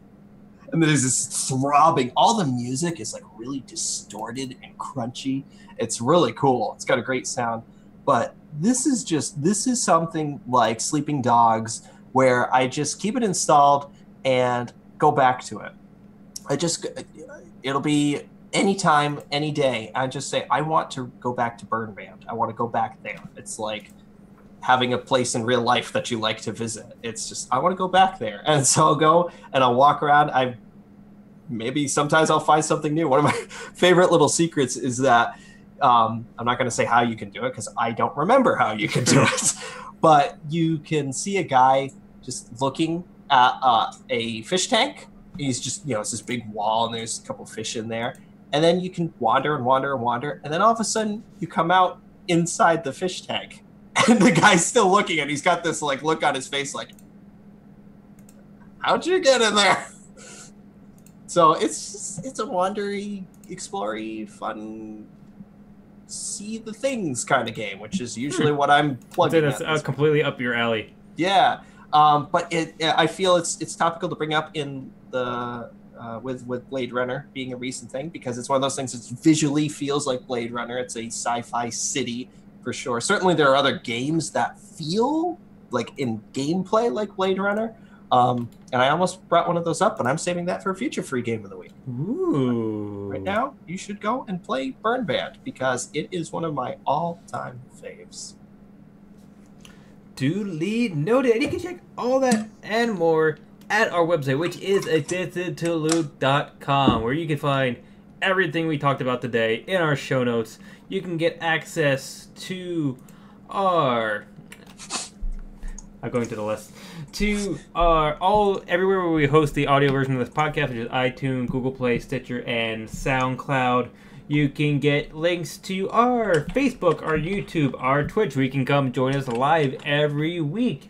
access to our email, which is addictedtoloot@gmail.com, where you can send us any types of questions, comments, concerns, anything you want in the world. Cute cat pictures, we're your guys. That's my jam.